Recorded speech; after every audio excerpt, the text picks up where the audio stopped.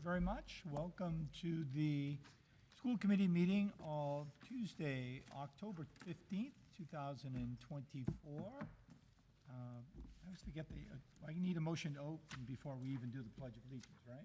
So moved. Second? Moved and seconded. Thank you very much. All right, all in favor? Aye. Perfect. Okay, let's Pledge of Allegiance. I pledge allegiance to the flag of the United States of America and to the republic for which it stands, one nation, under God, indivisible, with liberty and justice for all. Thank you. I know we have a chock-full agenda tonight. We'll do our best to get through it and get you out while it's still Tuesday. Couple things I just wanted to, as reminders or maybe updates. I don't know, has anybody scheduled their one-on-ones yet with Liz? Anyone done that yet? No? Okay. Just a reminder. Just my initial, new person one, that was it. Okay. So the idea is you'd have two in the course of the year, so one before the end of the year, the calendar year would probably be good. Did everyone go through the Super Val software refresher? Yep. Yes. Oh, great, thank you. When I spoke with Gretchen, I asked her, since I think the schedule is Liz will open up all the stuff to us, I think the beginning of March.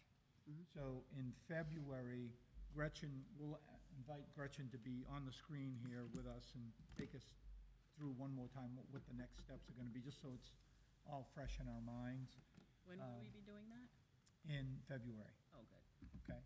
And one of the things, and I'll speak with Superintendent Legault about, I meant to do it prior to this, but it makes sense, at least for me anyway, that there's some reference on our agendas to the goals that we're asking superintendent to achieve.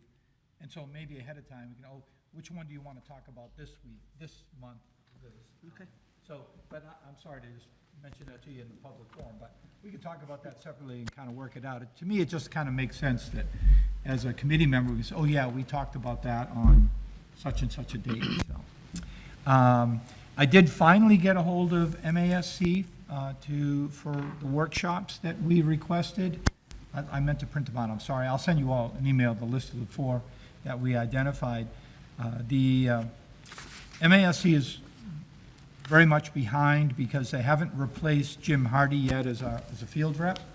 Our field rep is scheduled to come on schedule online in February, but we'll probably see him before then.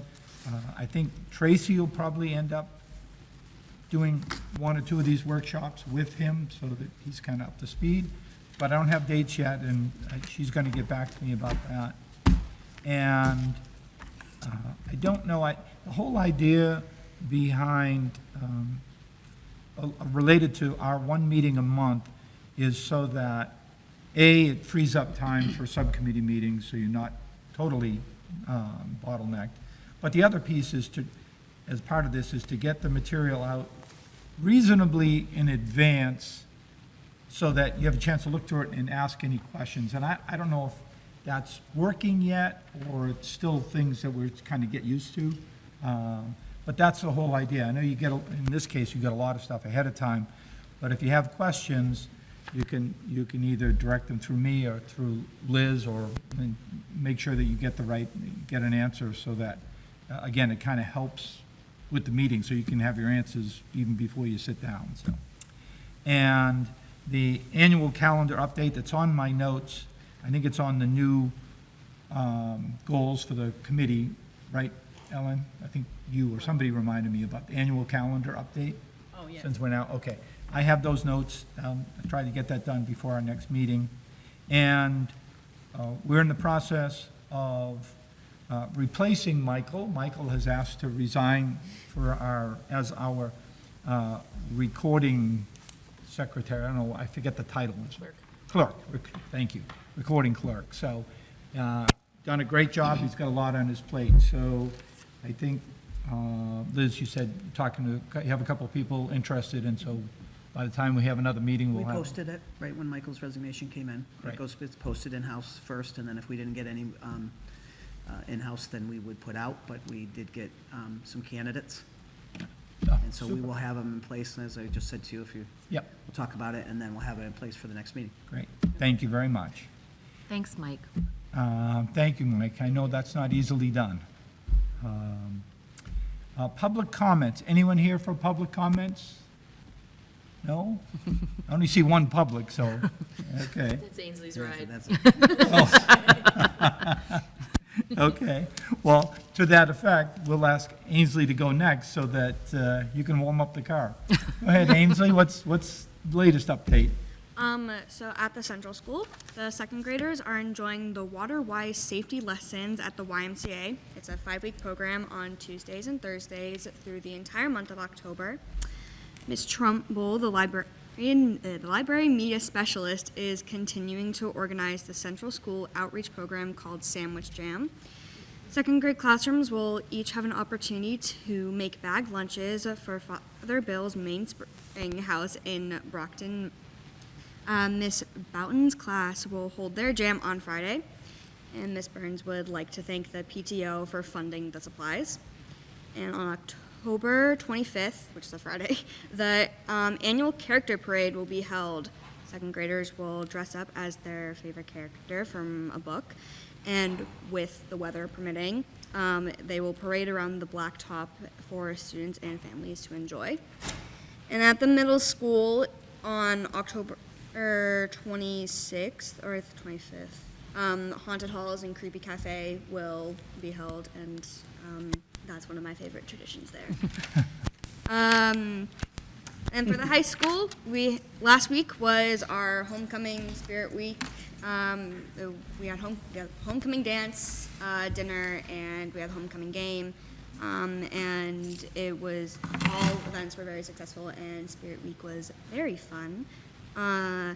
The first term closes very soon, in like 2 weeks. November 1st, I think, is the last day. And then 2 weeks ago, we had progress check-ins. And we have the Tri-M Music Honor Society induction is a week from today, actually. And have 4 new inductees. That's all I have. Sorry, which organization was having 4 new inductees? The Tri-M Honor Society. Tri-M? Oh, Yeah, great. and it's 14 new. Great. And, 14 new people. wow, Yeah. oh, good. And I'm sorry, I wasn't up with the latest news. How did we do in the homecoming game? We won. We're now 5-0. Okay, great. Excellent. All right, I guess that turf is working. Yeah. Clearly. All right. Well, thank you, Ainsley. Thank you. And your ride, getting her here. Thank you very much. So much. Good job. Okay. Superintendent's corner. So I just want to take a moment to remember Ronald St. Pierre, who was a coach and here at the East Bridgewater Public School. I'm sorry, St. George, and he was so fun to listen to his stories at the Hall of Fame dinners and inductions, and that's how I sort of got to know him through that, and just listening to his stories about his players, and knowing him through Tom Kenny, and him coming around a few times with George. He passed away, I think it was last Saturday or Friday evening after the Vikings won their game, and he will be sorely missed by many of his athletes and the staff that he worked with and family members throughout East Bridgewater. But I know that when I saw our athletic director on Friday at the game, that was the first thing. Instead of talking about, he said, turf looks great, doesn't look nice, and so the kids warming up, and then Mr. Leonard said, I wanted to let you know that I'm sorry to hear that. not doing well, and, unfortunately, these things do happen, and we grieve as a community, but we must know that, we're going on, and he would probably love to know that we won, and that the kids did well, and that he had a part in a successful part of creating what we have today. So I just wanted to let you know, and John, we talked about it today. I think it's Sunday of next week and on Monday, correct? In North Plymouth? I believe so. So we might get something out, let the committee know. I don't do Facebook, so I didn't see it.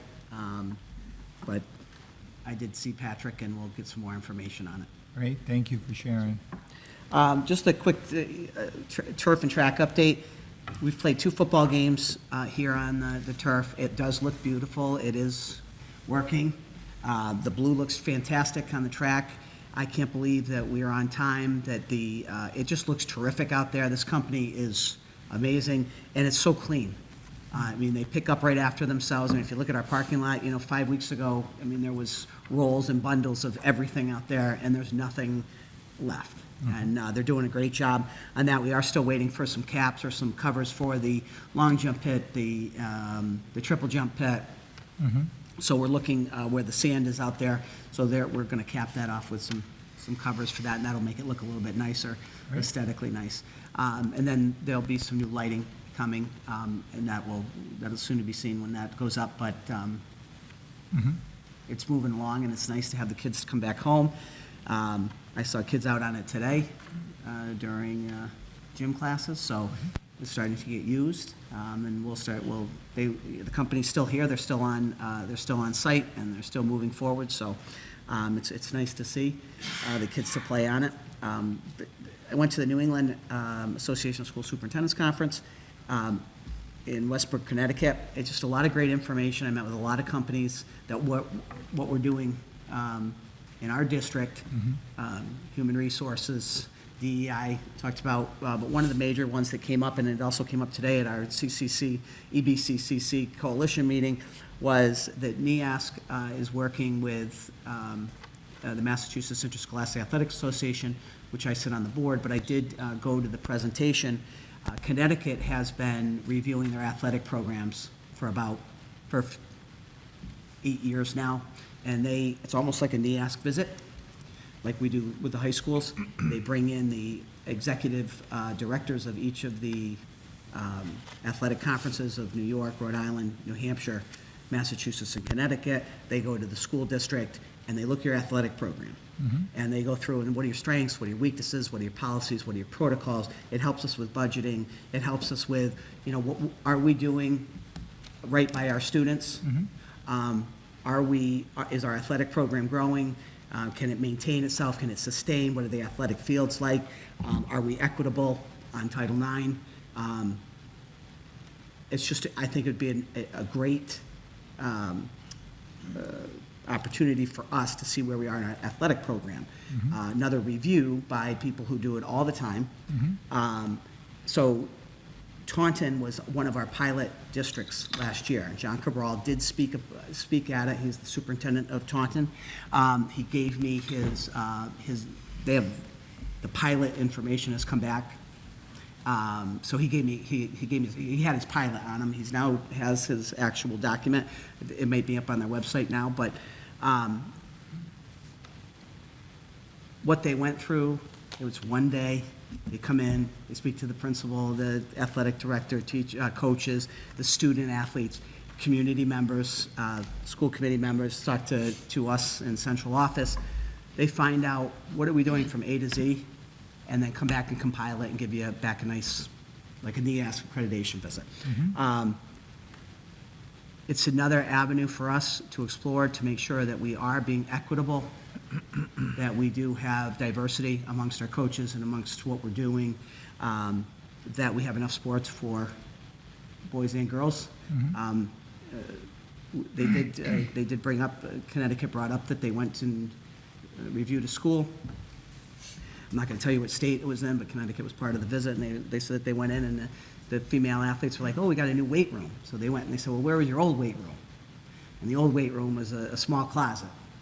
And I said, I grew up like that. We would take over the wrestling room from like September to November. Then the wrestling program would start, from November to March, I think, February. And then they would change it over, and it would be like on the weight room. And it was like the mat was on, and it was a squat rack and a bench press, and I can remember that.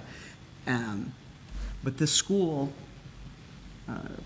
doing this accreditation visit, was able to show the community that, look, you got all these kids in this one room, somebody's gonna get hurt, it's not equitable, and then you walk down the hallway and there's this, they took over half a gym, and they, unfortunately, it was just the boys in there. So, but the report came out and said, you know, if you're gonna be equitable and you're gonna do right by both teams. So, it's something to look into. MIAA, we are looking into bringing this to Massachusetts. That's why they brought it up and we listened to the program. But John Cabral couldn't say enough about it. And one of the reasons they say is that John wanted to do it was in at Taunton because his athletic director had been there for so many years. And he had put so many policies in the protocols and how they were doing things and evaluations of, you know, he had all of this knowledge. And then when he leaves, who's going to take over after?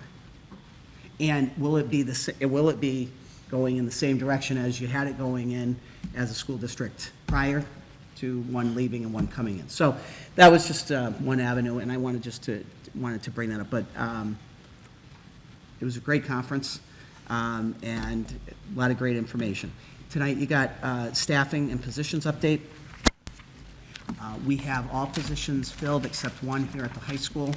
We will fill a language position. We hope to have that person in by the end of the week. ISAs, we hired our last ISA today for Central School Elementary School. So we are full in all those positions. We have filled the positions of, principals have sent everything that for lead, teaching positions, yearbook staff. Can I ask what the MTRS is? That is the Massachusetts retirement for our teachers. Okay. So Michael would put that in to say that that's where their Great. retirement is, or you would see Plymouth County if they were Plymouth County. So. And on the special town meeting, there was nothing on there for me. We just had that, but that was 2 weeks ago on the 7th. A week ago on the 7th, but we had put it on there prior to, I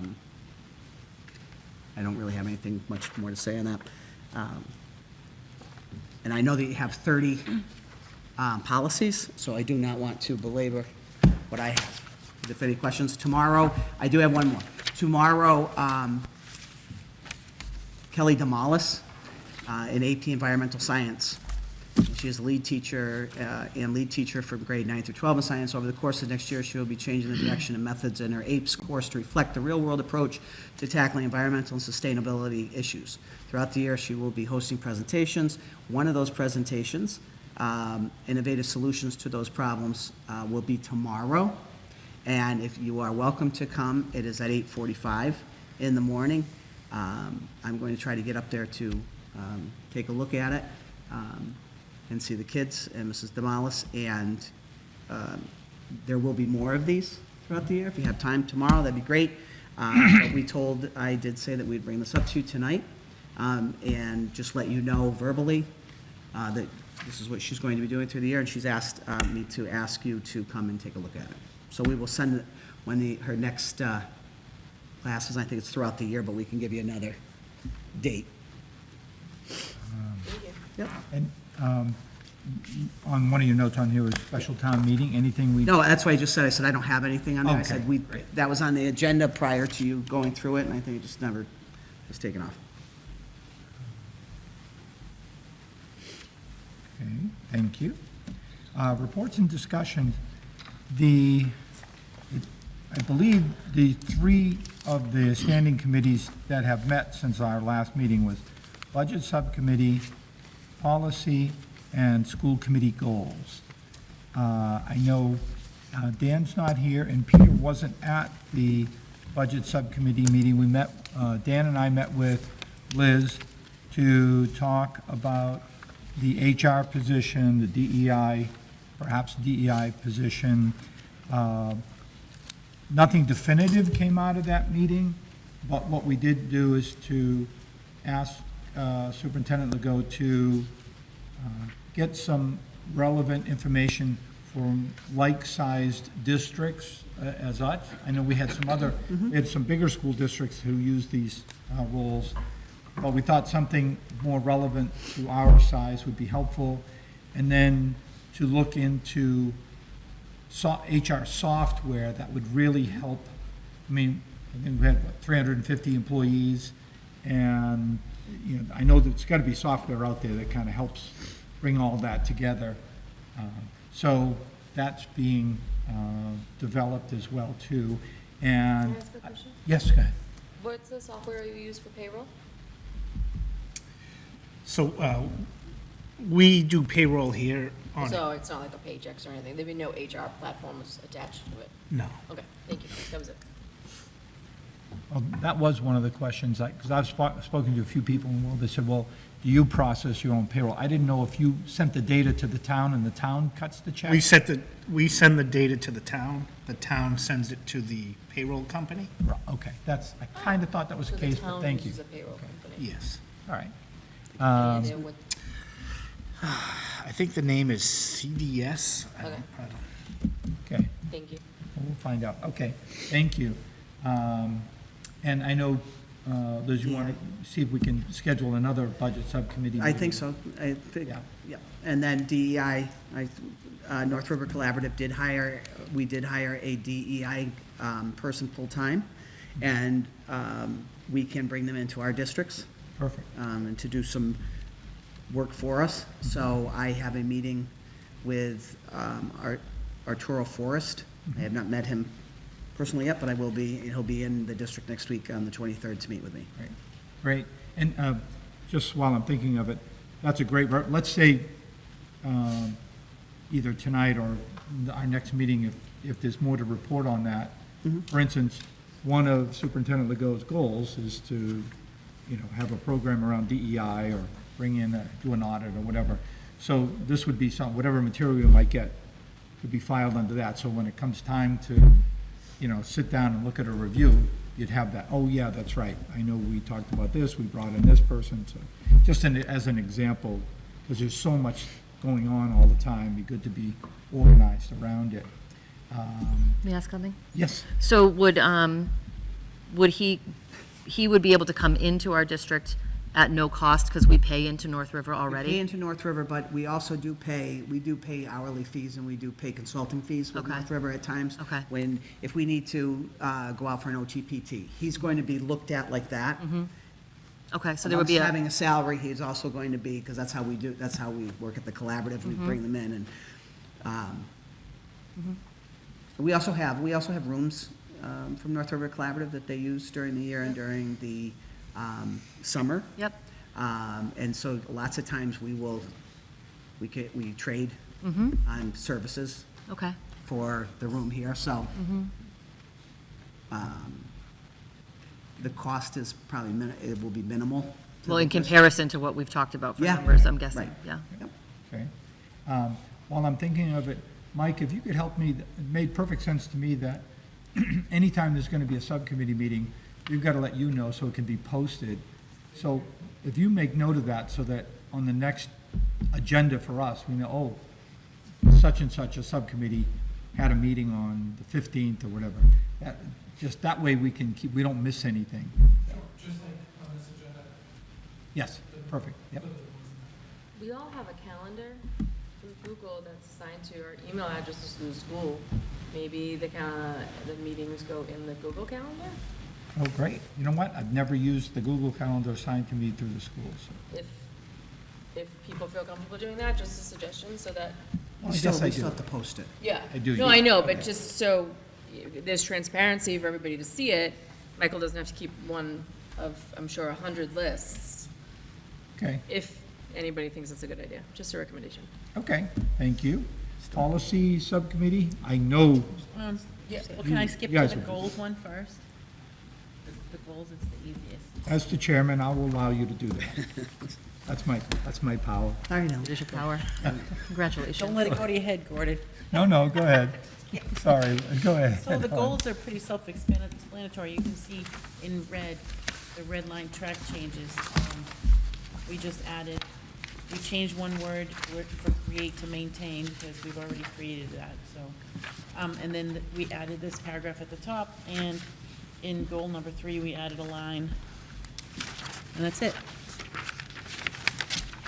Great, and so one of the other things that I want to make sure, because I think in the past, we, at least from my observation, we go through the goals, they exist, but they never seem to make them onto our agendas, so I'll find a way that we'll have a reference to them on the agenda each month to say, hey, what have we done, or anything on the list here. So, okay, I'll make sure. Well, some things are ongoing, like this here under financial management. At regular monthly school committee meetings, review monthly budget, so we already do that. And then budget subcommittee actively collaborates, and you do that. There's stuff that's like just ongoing all the time. Sure, but there are other things that need some attention, and I just want to make sure we don't miss out on those, so, okay. All right, now do you want to do policy? Michael wanted to. Oh, Michael has, oh, I love, we're raising hands, this is good, go ahead. Can I just offer a quick question, suggestion to the chief of the working force? So you know how on the agenda we put a section that says school committee reminder? Yes, Do you want to just put goals? yes, that could be fine, sure. Thank you. So I'm assuming we need to sign these because they're refreshed, but also it says updated February of 2024. Yes, so we have to add, Since it's, when these get October. officially changed, then it will have to say October of '24. right. So are we going to vote on the red line changes, and then next month we'll have these to sign? Or is that how it's going to work? Probably, yeah. And it should be, I think it's in an action item. It should be as an action item in here. Yes. But the So we can question is, either- if we approve it, should we be signing it as well, too?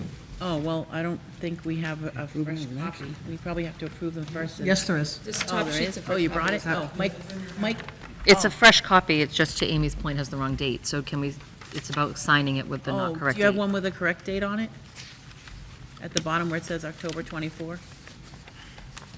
Oh, that's on there because that's the last time that you guys. Oh, okay, so then we sign at the next meeting then. Oh, okay, and we just date it now. Yeah, so that's fine. Okay. So, a motion to approve, Motion to approve. and a second, Second. and any discussion, anyone have any questions on what's on there? No.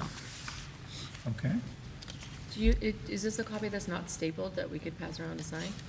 That we could steal from you? Well, it doesn't say October of 24 on it. We just agreed that we're just gonna date it at the bottom, October 24, and that Michael will be has the it. last update. Oh, Michael has it. Is that not Or what do you we want this said? one, Mike? It's not stable. Oh, this one's, Yeah, but Just that'd be you want to easier for you. sign the one that says October 24 at the bottom after they've been approved? Why don't we just write it in We're gonna have to use yours, I guess. tonight, sign it, approve it. Mine's Oh, we could, it doesn't matter. you can do that, We don't, it's fine. That makes one sense. less thing off of next Sure. month's agenda. Yep. Okay, Fine. Thank you, Michael. thank you. All right, Thank you guys for doing that. And then, well, the policies, do you want to just go over them in the agenda order, or would you, how do you want to do it? well, my thoughts, and I have all my notes on them, is that there's a number of them that are just straightforward, change the tense, or change the pronoun noun or something, and change the legal reference. So those are, I think there's at least 8 or 9 of those that we could just kind of, if you have them collected that way and just can list them out, maybe we can just approve those. I don't think there's any discussion we need to have on those. So I think that the ones that we had a subcommittee meeting for, that have notes assigned to them, are the ones that are. Those are BA through that, EEAG. that have notes assigned to them that you have read or could read now. Yep. Those are the ones I think we should package together. Right. That's fine. Yeah, So let's- so it's gonna be BA, BB, BBBE, EBB, EBCD, EBCFA, ECA, EEA, EA, and EEAG. We're all looking to bundle together. Okay. 'Cause Except those are all for just- EBCFA is being removed. Before we get into this, I'm sorry, can we, my brain just needs like a little organization. This part is about updating about the meetings, right? So can we hear an update about the meeting before we go into all the Sure. policy? Does that make sense? Just like, Well, for the policy subcommittee. Yeah. The update about the meeting was we went through the policies, we went through 9 of the policies, and, went through them and made changes, or gave our opinions and stuff.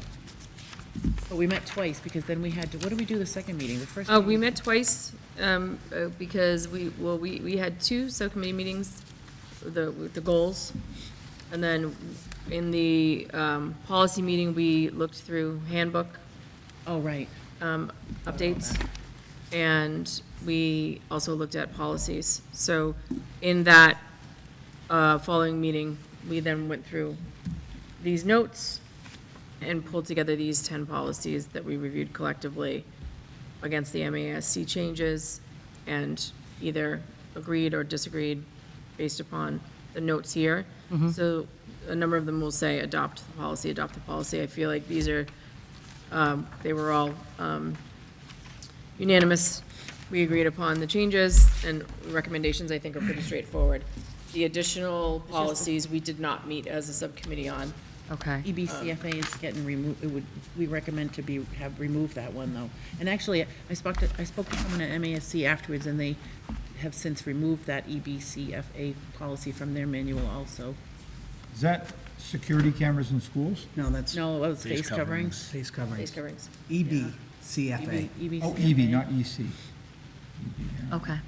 So we did So meet 2 meetings, gotcha. twice. I think we have not Thought about the yet handbook. scheduled a third one, but we should schedule a third one. We're not Probably done. presumably to go back into handbooks, and I think Ellen has a number of more policies to review. Yeah, and we're not done, we're not done, we started going through the high school handbook, but we're not done with that one, and then we still have the Mitchell School one. Okay. Did you have more questions about that? No, just Okay. to keep with like the Sure, no, theme no. of what we created. I wanted to absolutely hear agree. about the update of the, That going through of the ma- work that was done, you The know? high school handbook feels like a distant memory.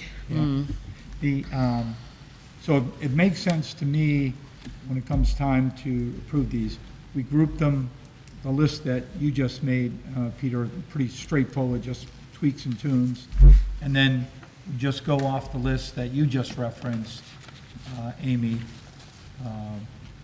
You can just read the note and say, okay, approved, or who we point. Peter and I were referencing the same ones. Yeah. Oh, okay. Yeah. Great. So you can just tell us, these are the ones we approve, or recommend to approve. We can move through them pretty quickly, I would think, so. Yeah, I think what I was saying is that there's 2 stacks, so I apologize if I wasn't clear. One of the ones that we met together as a collective subcommittee to review, Right. provided feedback in the meeting minutes here that summarize where we think we should move forward. The other ones were time that Ellen spent doing comparison herself, and then those are in a separate package, which I don't have any recommendations on. I think Ellen wanted to read through them.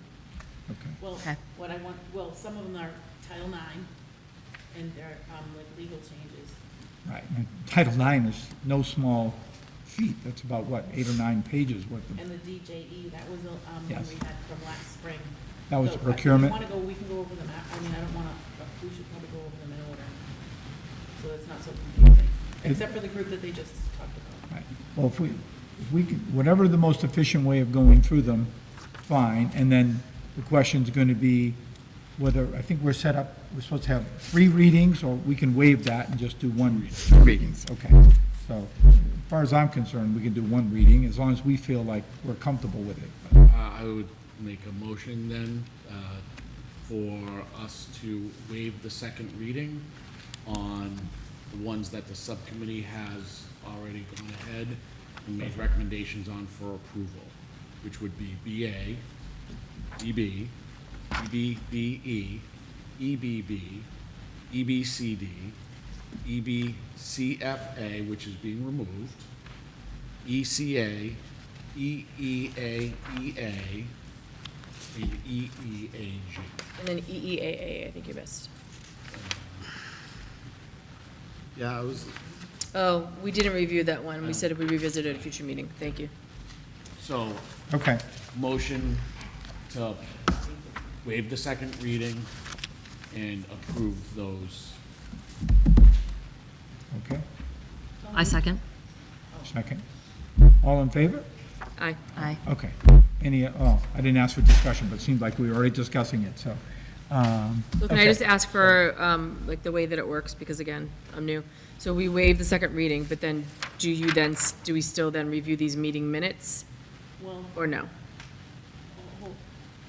the minutes, you mean so we don't, at the end, when we go through the action items? Yeah. That's when we'll approve our minutes. Okay. Is that what you mean? I think more in the terms of like, we're gonna skip the second reading, but do we need to review our recommendations collectively here? Oh, no, you don't need to. You can say Okay. as written. Okay. Do you feel like there's something to talk about out No, loud? I think Okay. we were, looking for I think we're, procedures. yeah, just Okay, procedurally. okay. I think we were very thorough, Yeah, okay. so. Right? I And, don't Thank think you there's for that. any- Yeah. and, Although, there was some questions, though, Peter, which could come up later, but I think we had written in the minutes that there was some questions, I think, in regards to first aid or, so, but Yeah. again, could be a different conversation. Yep. Whatever. Anyway, yeah, I was just asking procedurally. So, procedurally, we just voted to waive the second. Now we need to vote to approve. vote to approve. Right. So We're motion, doing that at the end, or are we gonna move on to Do it strategic? now. Okay. We can do it to get that part out of the way. okay. Motion to approve, school committee policies, as discussed, DJE, ACE, I'm sorry. Nope. I'm sorry. I mean, BA. I'm sorry, BA, EB, BBBE, EBB, EBCD, EBCFA is being removed, ECA, EEAEA, EEAG. Someone want to Second. Okay. Any other discussion? All in favor? Aye. Okay, so you have those, did you catch all that, Mike? Okay, super. And just for clarification, those who have not sat with the entire policy manual, which is pretty substantial, the methodology that MASC sets up is that, it sounds crazy, all these letters, but they all mean something. So, the Group A references one set of policies, B, C, whatever, and then as subsequent policies under those general categories, they add letters onto it so you know who you're talking about, even though it's very confusing at times. But when you see the whole manual, you can see the table of contents, it makes more sense, but, sorry. Okay, all right, Ready for the next section? sure, yeah. So, Sorry. Are we following the agenda? I think we're going ahead. Skipping ahead. well, we can follow the agenda. I don't mind. We can go back, however you want to do it. Well, if we're in the middle of it now, if we can move, and it makes sense, we can do that. And just- Okay. Yeah. I feel like we're gonna be reading things for the first time, and we're gonna get bogged down, so if we can move forward with things to allow Mrs. Williams the time to Okay, get to her that's fine. points, that might be Yeah, helpful. no, so we'll do the next group However you when want to we're do it. doing the action items. So they can leave. Is that okay? Do that. Yeah. She's not allowed to leave. That's what I just said. I said, so they can leave. Okay, so thank you for that, those updates. Thank you. And now we move on to strategic plan number 1, social emotional wellness. Great. So as you know, this is our third and final year of the strategic plan. So it's a good time for us to take a look at all the initiatives and goals that we've set over the 3 years and to solidify them into a plan. So that's actually what we're working on this year under social emotional wellness. I've met twice already with our mental health staff members, including our school psychologists, our school adjustment counselors, and our guidance counselors. And we're developing a social emotional learning plan pre-K to 12 that's articulated by tier. And when we look at, you have here multi-tiered systems of support, it looks at tier 1, what do all students get? Tier 2, what do students who maybe need more than what's provided for all students? And then tier 3 is those most high-need students. So as I show you the plan, as we go along over the course of the year, with the end of the year being the final document, you'll be able to look to see, okay, in kindergarten, this is what all students get for social emotional learning. Learning of skills, any programming, any curriculum that we use, resource materials, how often those are done with students over the course of the year. Then you'll see what does Tier 2 look like, and what do we use to determine if a student needs Tier 2. They're not finding success with our general social emotional learning curriculum, so what is it that we provide for them? Usually Tier 2 is provided in a small group. It could be provided by the classroom teacher, it could be provided by a counselor. And then Tier 3 are for those students who need the most intensive supports. That doesn't mean they don't get the other tiers. All students get Tier 1, some students get Tier 1, Tier 2, and then we hope few students get Tier 1, Tier 2, and Tier 3. So just to kind of give you a foreshadowing of what you'll expect to see at the end of the year is our document of our social emotional learning plan for the district to see what all students are getting in those tiers across the district. It's also a chance for us to look at what's being provided building to building so that we know that we have consistency and continuity in what's being provided to students. And really, over the course of the year, we're looking at where are our gaps, because as we do this, we start to see, oh, wow, we really spend a lot of time focusing on this set of skills in this grade, and maybe don't do as much of it in the next grade. We did find that a little bit, especially with our 7th and 8th grade students, not getting explicit instruction in good citizenship, learning to get along with others. I think we took it for granted that as 7th graders, they've acquired those skills. Looking at discipline referrals, especially in 7th and 8th grade, there's a lot of those skills that need more tending to. So we are piloting a program, Everyday Speech, that we'll be sharing as well over the course of the year to say this is something that we're going to implement across the grade level, 7th and 8th, but also what are we doing in those other grades leading up to it. So, like I said, more to come, but at the end of this year, as we move out of this strategic plan, we will have articulated as a district, what are we doing for students for social emotional learning? I know you've heard like, oh, we do this, and it's kind of all overwhelming at times. I know even as we talk as a district, it was like, oh, we were kind of brainstorming all the things that we do, and right now it was just like a big splash pad of things, and now we've got to really make sure that we're being deliberate and intentional with what we're doing, when we're doing it, so that all students are getting what they need, and we're not just hit and miss of students depending on whose classroom they're in or what grade level they're in, but we can confidently say that all students are getting, in every grade level, a baseline foundation. And, excuse me, Gina, so at the end of the year, we'll see Tier 1, Tier 2, Tier 3 in grades 1 through 12? Pre-K to 12. Pre-K, oh, okay, great, Yeah. thank you. And there will be some overlap. You'll see that there's obviously some programming that happen in multiple grades, or there's things that we do as a whole district, but yes, you'll see that articulated in a plan. And it's really important when we hire new staff, and they come in to ask, like, okay, so what do you use for resources and curriculum? And scheduling our school adjustment counselors to be in classrooms, providing those lessons and supports, and providing training for our teachers so that they know how to support students in the classroom, and we're not solely relying on our service providers to do it.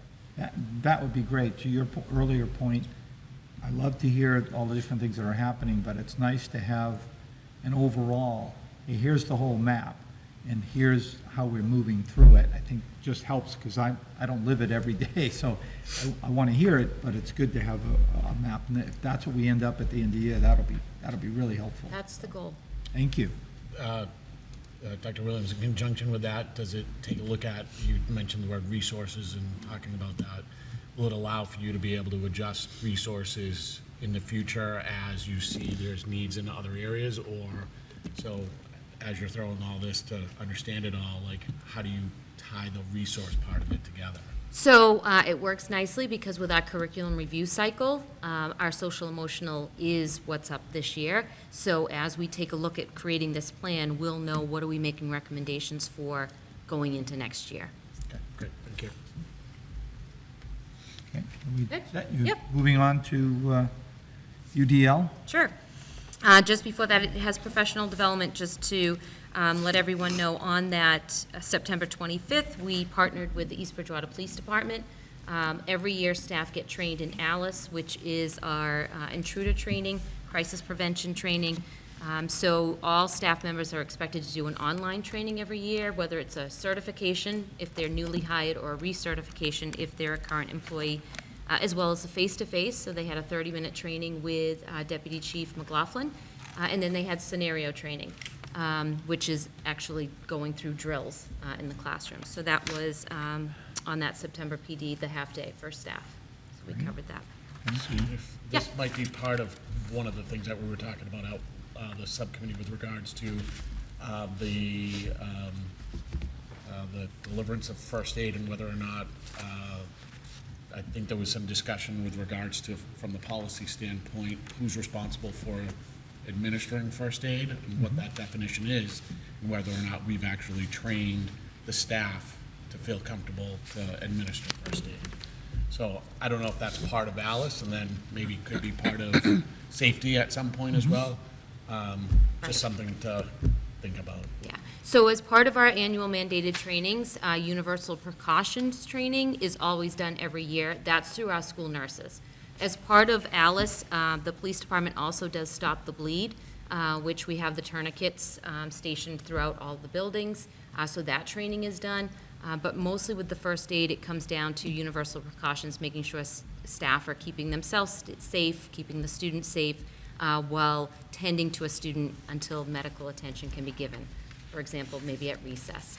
Our preschool program is accredited, so all of our preschool staff is CPR trained, and they need to be trained on that biannual basis. So they're getting recertified. That's actually coming up for them. Yeah. I'm sorry. Well, I mean, it raises, so we have a certified elementary school. It raises the question, should we have other certified schools in the district? Yeah. Yeah, I mean, and it's optional that we have an accredited preschool. It's That's just fantastic, something we've, maintained, and that is part of the responsibility of being accredited. Yep, great, thank you. So UDL, it's been asked a few times to explain UDL, so I was trying to think of like the most simplified way to do that. So I provided you with the document, but universal design actually is an architectural term when designing buildings, making sure it's accessible for all. And so looking at buildings being designed with more ramps as opposed to stairs, knowing everybody can access through a ramp. So through that lens, it was looked at for educational purposes. So when we look at universal design for learning through an educational lens, it's also access for all, and looking at barriers that exist that prevent students from learning. So there's really three principles that you need to look at when looking at potential barriers for students. So you'll see in the handout in your packet, those three sections are the three principles. So the blue, the multiple means of engagement, that looks at the why of learning. So lots of times students who aren't engaged, they don't see the why or understand the why. Or students who have challenges learning, they're not understanding the why. So one of the principles is to break down barriers of engagement. So on that document, you can see that it gave examples of what teachers can do to get students more engaged. Surveying students, looking at what their interests are, using more real-world application. So first is to break down that resistance of students wanting to engage so that they are interested in learning, and teachers needing to look at that. The next one, the green box, is the representation. That's really about the what of learning. So this is comes to like the teachers. How are you delivering instruction so that all students can access it? So teachers being aware that they cannot deliver instruction the same way all the time, because that may not work for all students. And most commonly we think about like the lecture style, and students, maybe not learning auditorily is the best way for them to access. So a lot of the trainings we do for teachers are, how can you represent the topic or the skill in multiple ways so that if certain students don't learn it through that mode, they have other ways of accessing that information. So that's the second principle. The third and final one is the expression, and that's how do students show you what they've learned. So a lot of times, students are learning, it's just the method that we're testing them or assessing them is not the best way for them to be able to show you what they're learning. By having multiple ways for students to express what they've learned, it gives them variety in being able to show you that they have learned the skill. So that speaks more to, not necessarily a pencil paper test.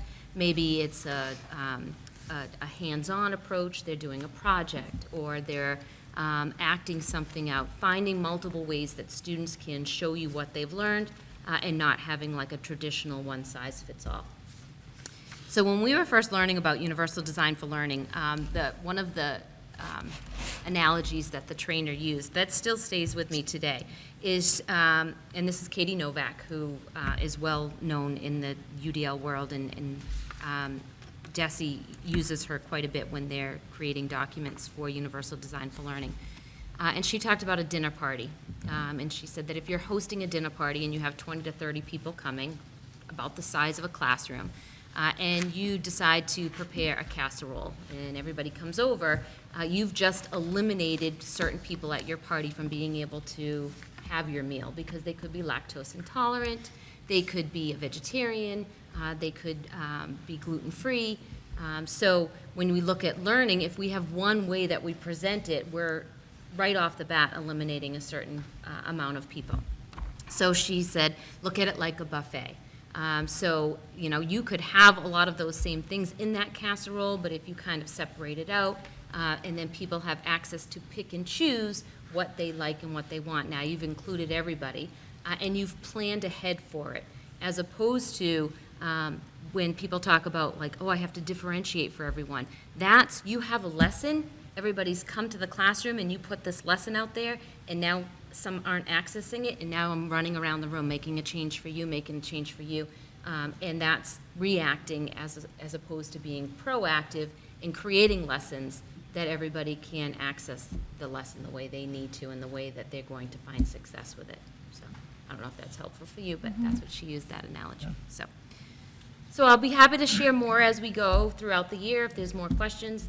But basically, that's what universal design for learning is So- giving access to all. Fundamentally, every grade, every teacher is following this format? Yeah, everybody's at different places. Everybody has gone through the training. Right now, we're working with new hire teachers this year. But it was a requirement that everyone goes through 6 sessions of training. So what we did in year 1 is we had a team of about 20 of us that went to professional development training.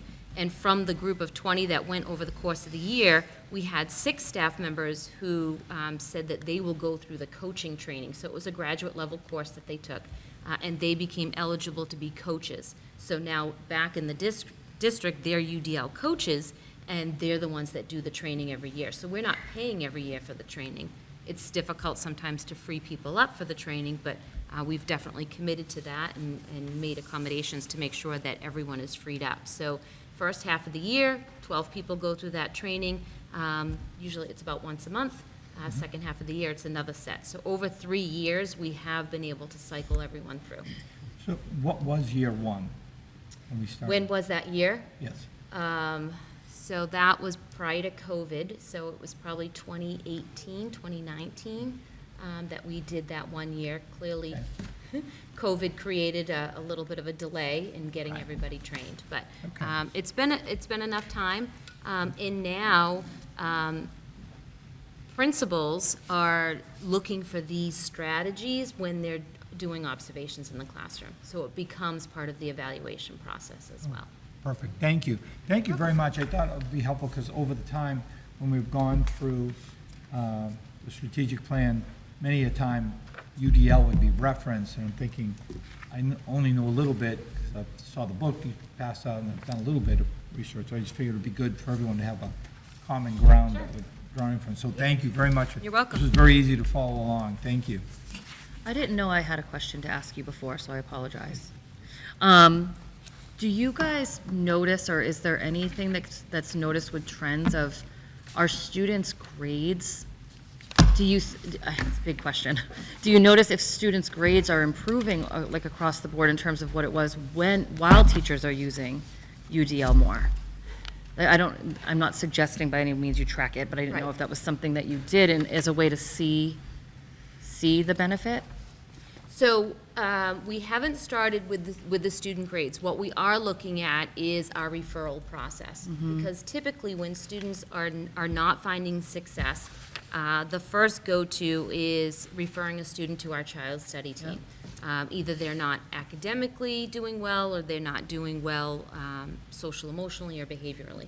So we're looking at those trends to see if those numbers are decreasing, meaning that students are finding more success in the classroom because the teachers are using more tools in their toolkit. And when I shared with you our district curriculum accommodation plan, that DCAP, those are all strategies from that training. Yep.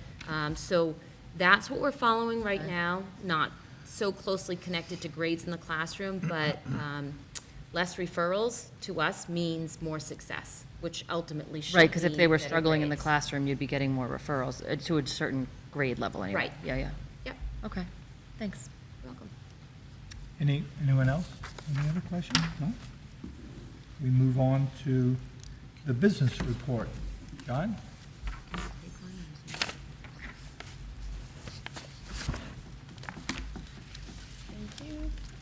gave you mine. Go ahead.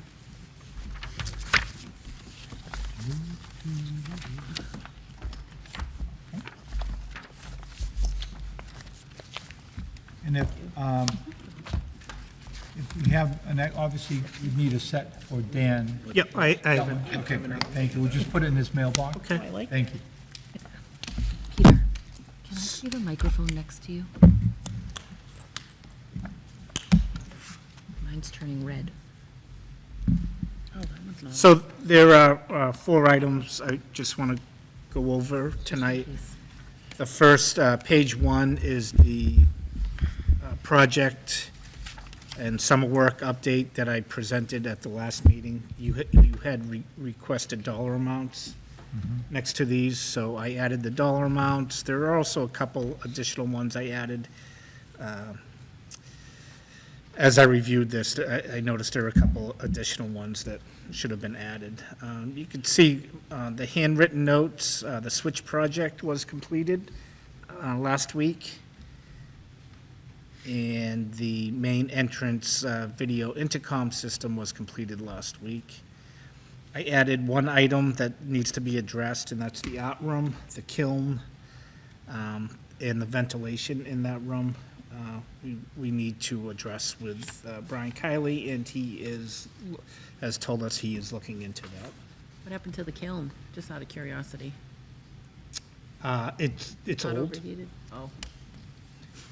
It doesn't seal properly. We fixed it numerous times over the years. I think it gets used a lot. It does. I have a number of odd ceramics at my house I could bring in for display if anybody wants to see it. Next week, hopefully, we should be getting our auditorium projector and controller / processor replaced, cafeteria sound system, and the gym sound system. If I don't get the gym sound system fixed, I may need to move from my office because Gina might kick me out. You've got until basketball season. The box truck should be coming in the next couple of weeks, and the Wi-Fi, the access point replacements, we're scheduling that very shortly, so. We've done a lot, but we still have more to go. Okay. Any questions on that? Any update? I know we had some more glitches with the phone system. I don't know, forget which school, middle or central, whatever. That an ongoing, seems like that keeps popping up. When did we have glitches? I thought there was a notice that went out and said the phone system is last, like, down week or at so. the last week sometime. That was due to the switch replacement. Oh, It wasn't the phone system. All right, thank you. The switch replacement went well. We did have some hiccups. I mean, the complexity of that whole process, it's the town, it's the police, it's the fire, it's EBCAM, it's the schools, all the fiber networks go through that switch. I mean, a lot of work went into it, and some things like EBCAM was down for longer than they would have liked, but Okay, I think we're back at a point where we're about 99% thank you. complete. Page 2 is a request from last meeting. You wanted to see the legal fees broken down. And I broke them down as best I could by reviewing every bill. HR, collective bargaining agreement / negotiations, and other, and it gets to the total of $47,000. And Murphy, Hesse, Toomey, and Lane. so that totaled last year of $15,279. And am I understanding right, even if we looked at HR, we still need legal for special ed, right? Like, so this, HR is not, I just want to make sure I'm understanding, HR is not cutting that cost of the special ed legal. That is, like, that's going to have to go through legal no matter what. Mostly in special ed, yes. Yeah, yeah. it was- HR would be cutting down, mostly in your hiring practices Yeah. and your policies and your protocols, Okay. and some of the work by BDH. And, thank you, John, this is really helpful. Yeah. And I don't want to, then complicate it even further, but But you are these, a typical year, high year, low year? Yeah, 47,000 a typical year. Okay, We're going into teacher negotiations next year, so, probably lower. yeah. Definitely will not be. But maybe on a go-forward basis, if you can, once a year, just kind of update the committee on what this number looks like. At the end of the year, when you have all your numbers done, just, it's a good reference point, I think. Yeah, thank you. I think it seems like a very reasonable amount, I'm assuming, based on the volume. Yep. Okay, the next 12 pages are a copy for you of the independent accountant's report on the end-of-year report. So there are 11 pages of, 12 pages of items that the accountants review to make sure that the end-of-year report is filed in accordance with procedures,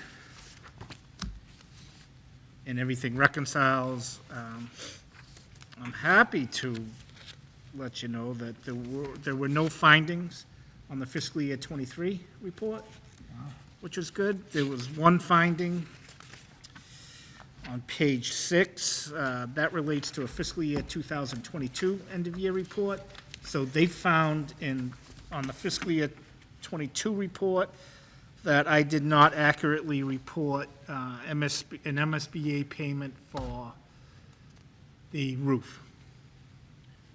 It does not affect net school spending. It does not affect per pupil spending. It does not. It has nothing to do with maintenance of effort. It has nothing to do with excess cost, which is what the end-of-year report is used for. I should have filed the amendment. I didn't. Okay, thank you. Wow, that's no small feat. You say that you went through all this with no major exceptions or notes, however they want to define it. Pretty impressive.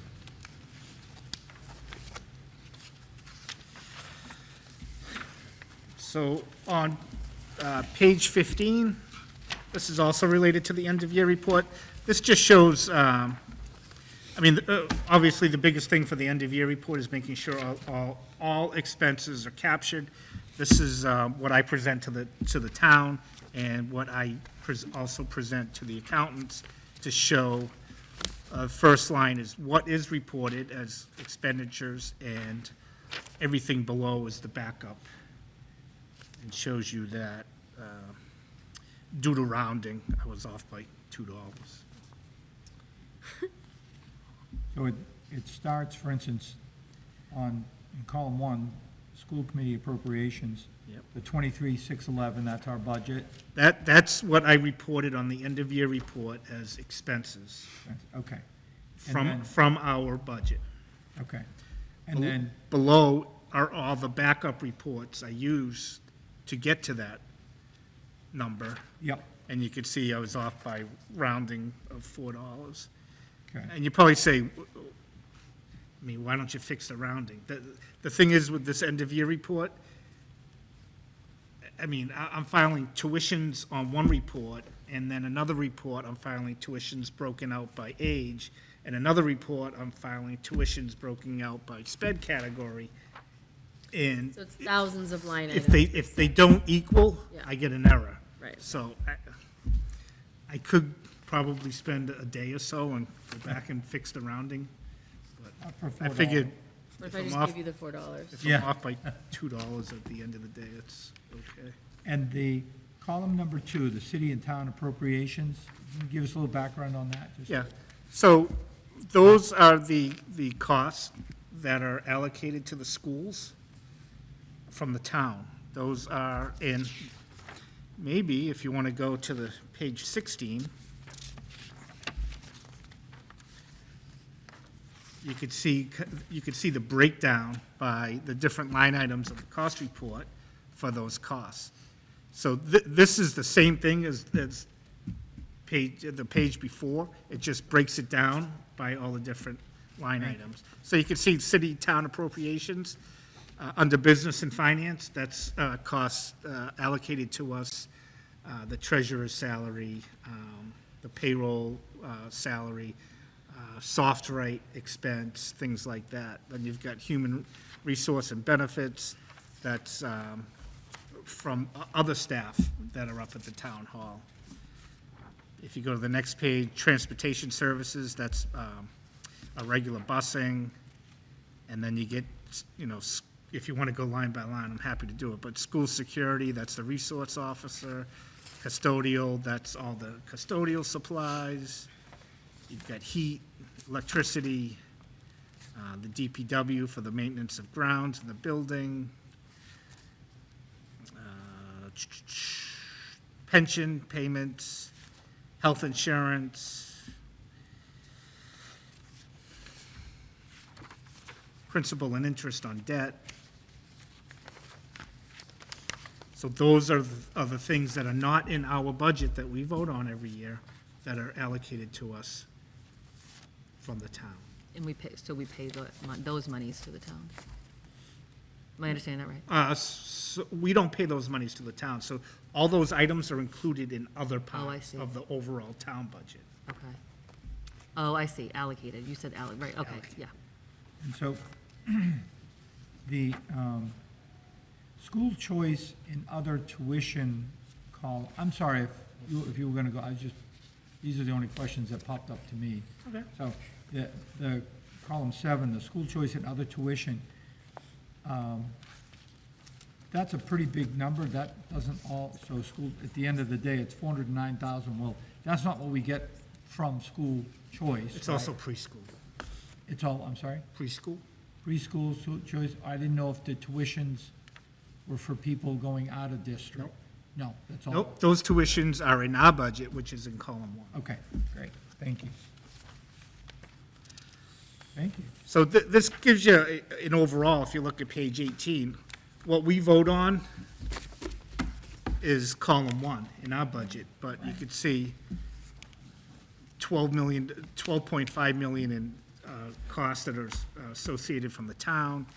We spent 1.6 million out of federal grants, 29,000 state grants, 412,000 out of circuit breaker,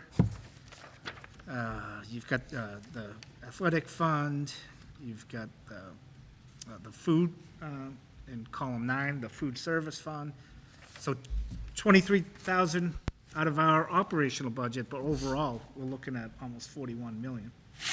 Right. What's the other local receipts? Like before and after care. Before and after care is the big one. Little Vikings, Oh, like the revolvers? yeah, those are mainly our revolving funds.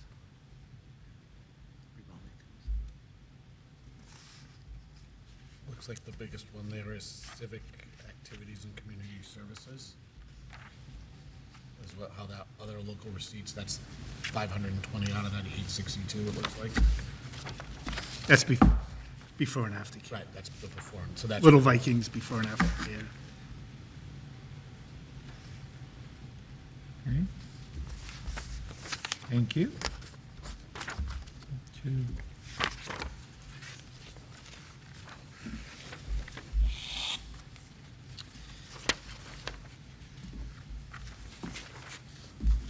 Went to the Sure. van and all.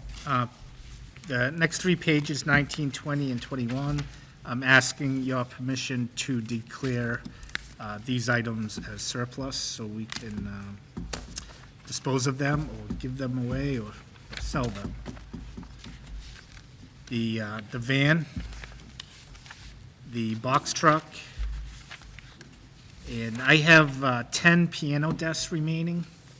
We reused 13 or 14 of them at Mitchell School, one at Central School. I asked the town if they, any town department if they could use them. I asked other school districts if they could use them. I have no takers. There are probably 5 or 6 that. Is it just the desk, or is it the actual piano? Just the desk. And the new keyboards that we appropriated, they don't need these desks, they stand alone? Yep. Great, thank you. Is the presumption that you might be able to sell the vehicles, but obviously the desk would be disposed of? Or the vehicles? I'm gonna try to maybe? sell them. No? I'm gonna try to sell. Yeah. Yeah. I think, I mean, the box truck, I mean, the frame is all rotted, but the engine may still be, Yep. may still be good. Right, anyone? Make a motion. Anybody in the market for a van? Make a motion to allow said van, box truck, and 10 desks be declared as surplus property. Second? Any discussion? All in favor? Aye. Aye. Just trying to look at that one of our action items we took care of. Yes, it was. Okay, thank you. Okay. All right, so, let's see. We're up Thank you.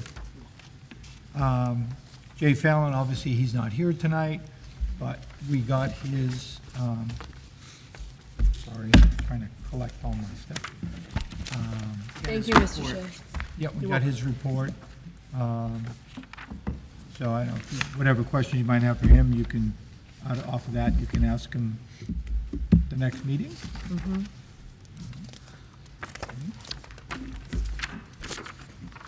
And, so his legal fee, as I understood what you said, was his legal fee summation was just for his department, but John's included all of it. Great, okay, thank you. Let's see. That is quite the jump over 2 years. It's very telling for the forecast of mental health in the schools. Yes.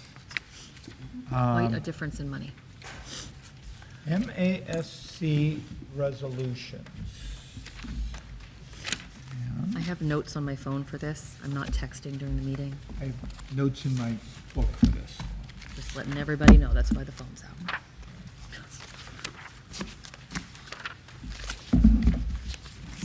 Forgot my notes. So the floor is yours, Peter. I get to them all, right? I think there's 10 resolutions, right? If you just want to take us through and see how people vote, or, and I know I have a couple of questions, but, so, just take us through 1 through 10. All right. You don't have to read them all, because we all have them in front of us, but just say, you know. Are we just talking about the whereas, therefore it be resolved? Yeah, but even that, I think we all had them and gone through them, unless Yep. we need to read that, but, like, for instance, on, One's getting plenty of attention here with development of an alternative to the high-stakes MCAS test. yeah, so for instance, Well, that's I voted, That's on the ballot. It is a ballot. It is a ballot question Ballot also. question. But I think, But it's also this question. I voted no on this, and the reason I voted no was the last line, well, one of the lines under therefore be it resolved that MASC urges Massachusetts to enact a moratorium on MCAS testing effective immediately.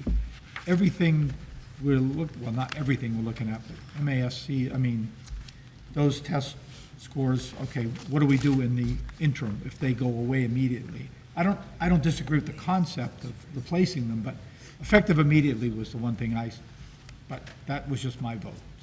I'm good with it. Bring on the chaos. You vote yay? I do. Okay, so who votes yes on this? I don't think it's gonna Mm-hmm. matter after we have, And who votes no? the ballot question. But it matters for right Well, it now. We just- have to it come up with just an answer for Peter's Peter. edification, he's gonna sit at the meeting and say, hey, there was 3 yeses for this and 2 noes, so Although there is Yeah. something it says, talks about, an alternative to the high-stakes the MCAS test. But they have to develop it. yeah, develop it, doesn't exist yet, That'll take who knows how long. right?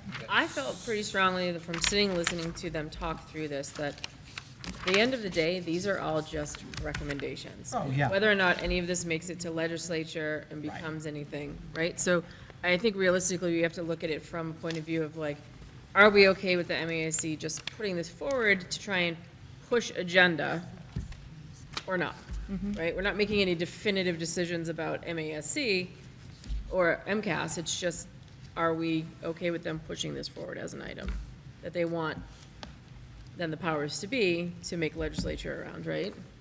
Yeah. That's what I took They're from the just, call. they're that just I was- guidelines for the legislative committee Right. to approach our legislators. so from a procedural standpoint, I found it somewhat, the way I took these resolutions is that they were already kind of predetermined, Right. without our ability to determine one way or the other the outcome. Well, I'm not sure what you mean by predetermined, like, they're gonna do this no matter what we vote? That's the impression that I felt by Not if being on that everybody call.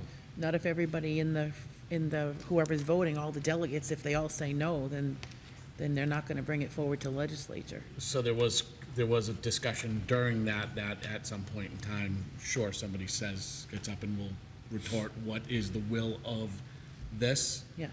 It was my impression that a lot of this stuff is Amy, you were on the call as well, I don't know if you had that same, It sounded to me like that it was very rare that collectively there was a lot of no's in the room. That's what I got. and then I would say as a side to that, this is the conference that's happening the first weekend of November, the 6th through the 9th. Right, yes. Michael, earlier on today, we were trying to figure out when these votes were actually taking place and whether or not there was a schedule of events for this The delegate, At the delegate meeting? at the delegate Yeah, meeting. In it's the book, usually does it say identified when the- one day at a time slot. when the delegate assembly is. Yeah, maybe it's Friday night? No, Does it- it's is it- not gonna be Friday, it's usually Wednesday or Thursday, I think. If you It can should be identify right in it the in that program. book, it would be, It's not in the book, it's in a separate mailing, it's in a so, it's a separate mailing. Do you have the Has the program for schedule, the? and all for the conference? choices of different breakout Oh, sessions. Mike has the conference book. Yeah, but it doesn't have the schedule in it, never has the schedule in it. so I don't It know if I should. got the No, schedule. not the schedule of what's happening each day. Yeah. I didn't bring it with me. There's a separate mailing that breaks I that don't know up. if I think do you have that? Yeah, I think Mike has the booklet. No, Gordon has the same booklet. Yeah, He's saying it's a separate. Oh, that's a different booklet. You have, This is what I got. oh, that's a in the mail. different booklet. You have a But it different had one. an agenda. Yeah, that's a different book. It's not the itinerary for the conference. At the beginning. Sorry, I didn't bring it with me. It is confusing that there's a separate one. Oh, but it doesn't say what day, does it? Yeah. But that's what we were Oh. trying to figure out. That's what Mr. Fury was just talking about. What page is that, Ellen? It's page confusing. 2. It's page 2. Right after, See if it talks about the resolutions. 6. Committee reports acquiring action by the delegate assembly. I don't know if this is, This is at I the, think this is their business meeting, but Right, I don't this is- think this is this isn't the right. delegate This assembly. isn't for the whole, the 3-day or 4-day thing. This is for Here, Mike, you want this the back? MASC annual meeting. It's like one block of it, and this is how they We go can look through it. later, it's probably Yeah. online. I have a copy of it. I think they mail it out separately, but But for this purpose, our goal is just go through each one and then give votes, yes or no. just yay or nay. Because then at that meeting, Peter represents on our behalf. Right. And kind of speaks for the East Bridgewater Committee when they vote as the delegate. So for example, for this one, there was 3 yeses, 2 nos. One not in attendance. Right, yeah. So I think that just doesn't, that ends up not counting, right? He's not here, so that's not an abstain. Right, just. This that doesn't count. He has to only, he can only look at the votes that are here Yeah. and present. And what you'll find, Peter, is that there is an amazing amount of discussion. Even if one of the resolutions is, the sky is blue, and all of a sudden, these people come forward and say, well, you know, at night it's not blue, you know, it's black. It's amazing to me. It's impressive to fun. me, it's impressive to me that people are that in the details about it, but you'll find very rarely does something pass as written. So just be ready for that. But at least you'll know how we vote. So we can just move through them quickly. Sure. Want to do 2? It's to increase compulsory attendance age. I had a question on this. So for instance, at the end, it says, MASC recommends that Massachusetts legislature increase the compulsory attendance age from 16 to 18. What does that do? How does that impact the schools? How does that impact you guys? 16, 18, what changes? It tries to get more kids to graduation We're age. trying to get some more kids so they won't drop out of school. Right. It's, But it would also change our entrance age. Right. They can't, right now, they have to be 6 as of September 1st. Right. To start first grade. Well, that means we'd have to back that up to whatever graduation, like right now, May 30th is graduation this year. So our June, July, August birthdays are not going to be 18 when they graduate, Oh, right, some kids are 17 when they graduate. right? So, So then maybe we should say 16 to 17, or, because, Well, 17 to 18. well, we're only going to vote yay or nay. Yeah. I mean, oh, we I know, don't- but you can ask to make an amendment. You can actually say you'd like to make an amendment to Yeah, it. that'd be good. Let me know if you're going to do that. I'd like to be in the audience. I think you am should I do that. misunderstanding this is just a guide and not, it's, Yeah, no, you're right. It's just something for them to, we're just trying to pass along. if to the age was how we think changed about to it. 18, it wouldn't mean that students had to be in school, it's just that, am I misreading I it? don't know. Okay. I thought these were Yeah. Yeah. rules that So, were made. So what you're saying, Amy, is it doesn't mean they have to be in school, it means they cannot, by choice, sign out of their Right. education. Correct. But they can graduate, they can't by choice choose to leave Drop out. school prior to age 18. That's what Right? that's what I understood it Right, as. at 16, you can leave school. Yes.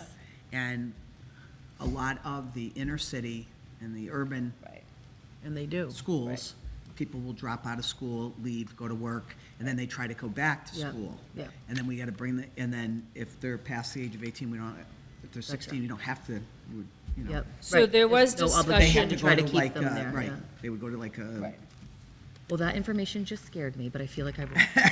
Well, there was discussion about this particularly with regards to the more urban schools, because some of the people on the call were saying that some of these, that it becomes inequitable, because some of these kids need to go to work to help support their families, it's and, disproportionality and, Right. and racial equity. Right. And that's really what it comes down to. and then, so the question came about of how do you then deal with that inequity, right? And, you know, I don't know, I'm not here to solve that, but, you know, work-study programs, whatever, at the end of the day, understanding that some needs are different. And we're going to also hear from you're gonna see some data that they, when we gave out free junior college or CCRI or Massasoit, and students going into first-year college, it was free. Community colleges going free. They did that for disproportionality, to make sure that students were able to go to college who could not afford, who never thought they could obtain a college education. You're going to see data coming out that may support, you could give out free college education, and it has not boosted the numbers as they thought it would from the urban communities. It didn't solve the issue, I think, that they were looking to solve. So, Okay. You want to take a vote on this? Sure. So, a yes is to increase the age from 16 to 18. A no would be to leave it as is. Right. So, I'm a yes. I have a question for, okay, go ahead. I want to ask the superintendent a question. Okay. Hey Liz, so do you know, do we have kids dropping out of our district after 16? our rate is so low that it doesn't register, really. We've had a couple of students, and the same thing that you just said. They either they went to work, or they had to stay home, and they go in our subgroup categories. Unfortunately, regardless of, there was either a traumatization, there was either something in the home, or no one ever went to college, no one really ever went to school. My father, could be ELL, came from a different country, comes here, and now you're trying to figure your way through. Thank you. So we have one yes. Gordon? No. Yes. Yes. No. He's just trying to be different. Resolution 3, safe and storage of firearms.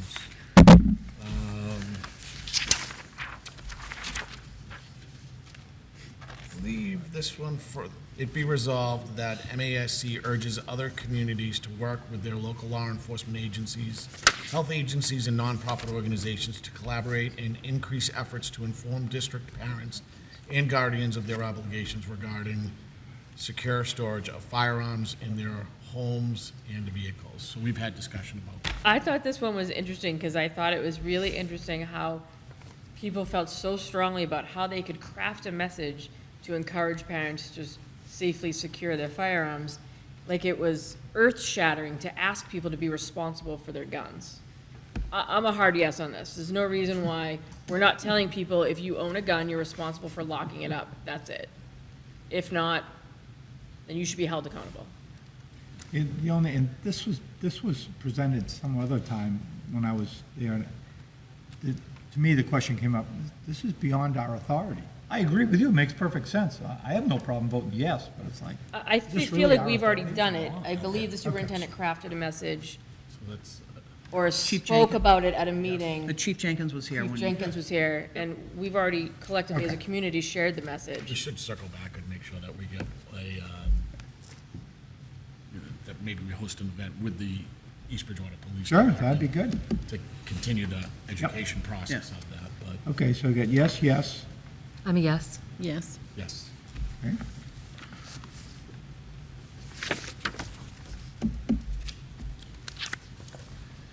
A resolution for School Bus Stop Arm Surveillance Act and enforcement penalties. And it reads as, therefore it be resolved that the Massachusetts Association of School Committee calls for the Massachusetts Legislature to enact legislation to pass into law ability for cities and towns to install and on all school buses live digital video detection monitoring systems for the purpose of enforcing violations against the owner of a motor vehicle whose vehicle failed to stop for a school bus when required to do so. And then this had additional sponsor rationale.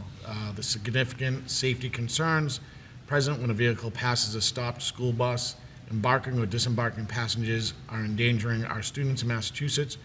Presently, unless witnessed by a police officer, the penalties for passing a school bus are minimal.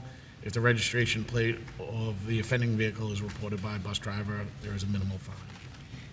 The conversation surrounding this was with regards to private busing services and cost. Right. I think it would be less applicable to us, because it's not gonna force We don't any of own the our private school buses. companies unowned to put this in place. But again, in the urban environments where I think that there are owned buses, or however they're paid for, that this could be a means to make kids safer and to hold people accountable. If this were to pass for all of the Commonwealth, we would speak with Yeah, and that would be a CD, and requirement. that would be going our forward. requirement to work with them to get them on there. But I understand what you're saying. So I think they should raise the fines. related would be. It would be on the bus, not us, right? But they'll pass it on to us. It gets passed on. Right. Okay. We end up paying for it no matter what. Yeah. Okay, But I think what they're trying to do too on this is probably, if they mandate it, the bus companies will start making them for all buses as the buses come out. Yep. okay, You know, all right. it's not all of them have that. Right. Yes. Yes, No, I don't understand how the cost falls onto every district at this point. I want to see our kids safe, but I don't, there's nothing in here that lets us know what will be taken on by each district in order to achieve that if it's passed. Bus companies would probably increase the right, your increase the fees. contract fee. It would cost, yeah. It'll cost, yeah. Yep. Ellen? If the state wants to fund it, I'm all for it. Ellen So if says they yes. amend that, you can change my vote for me. I'm a no. If they amend it on the I'm a floor. no as well. And what would you say, Ellen? Yes, Okay, so that's 3 and 2. So I'm open to that discussion if we want to represent a united front. I was wavering. So if we feel like we want to collectively say no, if you need an additional vote, so that we can ask them to put an amendment in to further clarify, I'm happy to say no. I'll make a note of it. Please add an amendment. I can change to no. I'm pretty wish-washy about this one. Like I said, my question all comes around cost Right. as well, too. Right. So you can ask them to make an amendment on the floor. Mr. McKibben, no? No, yeah, switch to no. Okay. You have permission to make And an you've amendment. switched to no as well. Yes, correct. I switched to Are no. you the only yes? I'll go with the will. I say no, whatever. You can, I say you. I mean, ask to it make makes sense, right? So We have old buses, we don't, You can ask to make an amendment on the floor. our buses, Amendment, he's replacing them as they go. yeah. You won't be the only one asking for amendments. No, It would be interesting to understand too, though, if the police are gonna be ticketing people, then does that money then go back to help I think they support should the increase the initiative? Or fines. does it, do you know what I mean? So, yeah, That's Right? on us, I know. interesting, yeah. like, if the police are gonna ticket I know, people but we for can this lobby. offense, We can lobby for the back state. then offset the the town's cost. making money, or the, you know, how does that help offset the cost? I mean, it Yeah. really needs I more think it clarity. sounds wonderful if there's more clarity on Do understanding we district have cost. a lot of Okay, issues with people following the bus laws in our town, do you know? Probably We report a sometimes. lot of reported incidents. No, well, I don't know how many reported from the Yeah. police, but, I mean, once in a while, we will have an incident. Yep. okay. Number 5, on school finance, aligning taxing authority with the local, with the required local contribution. This one was, I believe, somewhat discussed with This is regards a- to Yeah. its funding, right? So This- I'll read it. Therefore, it be resolved that the Massachusetts Association of School Committee calls for the enactment of legislation that would increase a municipality levy limit by the amount of increase of the required local contribution in excess of 2.5, granting the municipality the ability to raise local revenues mandated by MGL Chapter 70. So they want to allow individual communities to go above Proposition 2.5, I guess is the way I would describe it. And I think what they're trying to do is force maybe the Commonwealth to try to find a way to get more funding to the school systems by using this as leverage to say, hey, listen, they'll go above to get the taxing authority the required local contribution it needs. The scary thing is with some of this stuff, in my opinion, is when it gets proposed and then everybody says, yes, we want more money, the ball starts rolling, and then guess what happens? Next thing you know, it passes, and next thing you know, taxes go up because this snowball started. So when I look at some of this stuff, I look at it as it's a stage of a snowball, and how big is it gonna get? I was a no on this. I agree with Peter. Basically, it heard like they would, what I heard from them is they were using this as a bargaining tool, and it was almost like they were playing chicken. Yep. I'd be a no. I'm a no. No. 5 no's. I know they didn't even put a limit on it. They said just go above 2.5, but what, Unlimited. right? Until hearing you explain it, I actually had wrote that I was like, I'm just going to abstain. This is like way huge to wrap a head around for how big that could get. Yeah. So you guys sharing that little bit made the no easier, because I was like, this has such a major impact on how every town could be affected, And- that I did not feel like me could raise my hand and say yeah, vote that for the East Bridgewater. And Becky, That feels my huge. concern is, just based off of the people on the call, and it's do you remember how many people were on the call? Maybe 40? 30? Yeah, 30, somewhere 40? around And representative of just our, area, Like right? district area? Which includes, I believe, not Chelsea, maybe it was Chelsea, but some, I think a lot of people just say yes and let's pass this stuff. And it's concerning. Well, right, because more money sounds amazing, but then what? Right? Like, it's not that easy. It's not that easy. Right. It just didn't feel like a well thought out plan. It was, we're proposing something to try and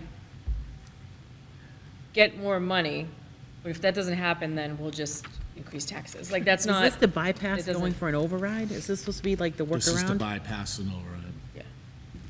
Okay. my understanding. Didn't Resolution Arlington, this is from the Arlington School Committee, didn't they at some point propose some override, and did it pass, or, I don't know? Resolution 6, support of legislation to improve the fiscal health of rural school districts, sponsored by some rural school districts. Oh, I know these districts. Yeah.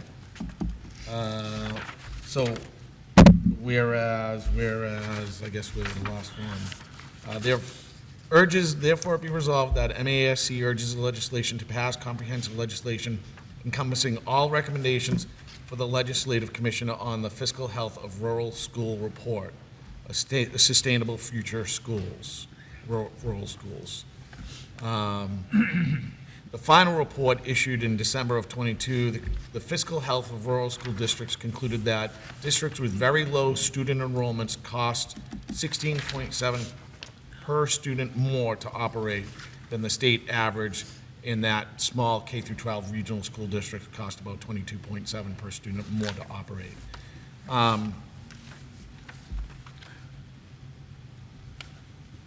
So,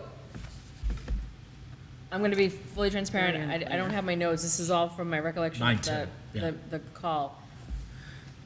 What I took from this is that they were basically saying that it costs more money to run a technical school than it, Yeah, that was some of them, yep. right?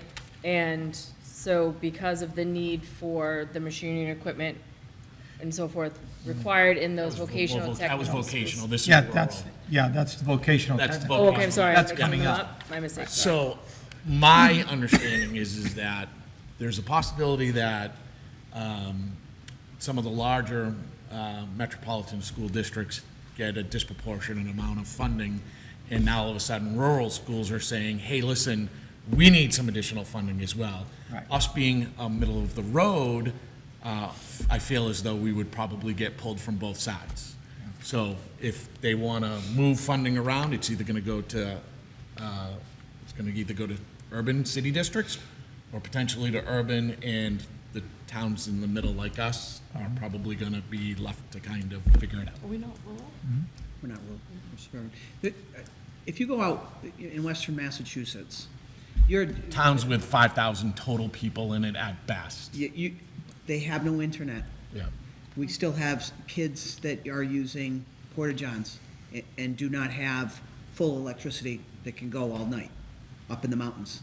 And so in the regional school districts. And there are superintendents who go for an hour and a half to 2 hours between their schools through the mountains of the Berkshires and throughout Massachusetts. That the kids And sit on very buses poor. for.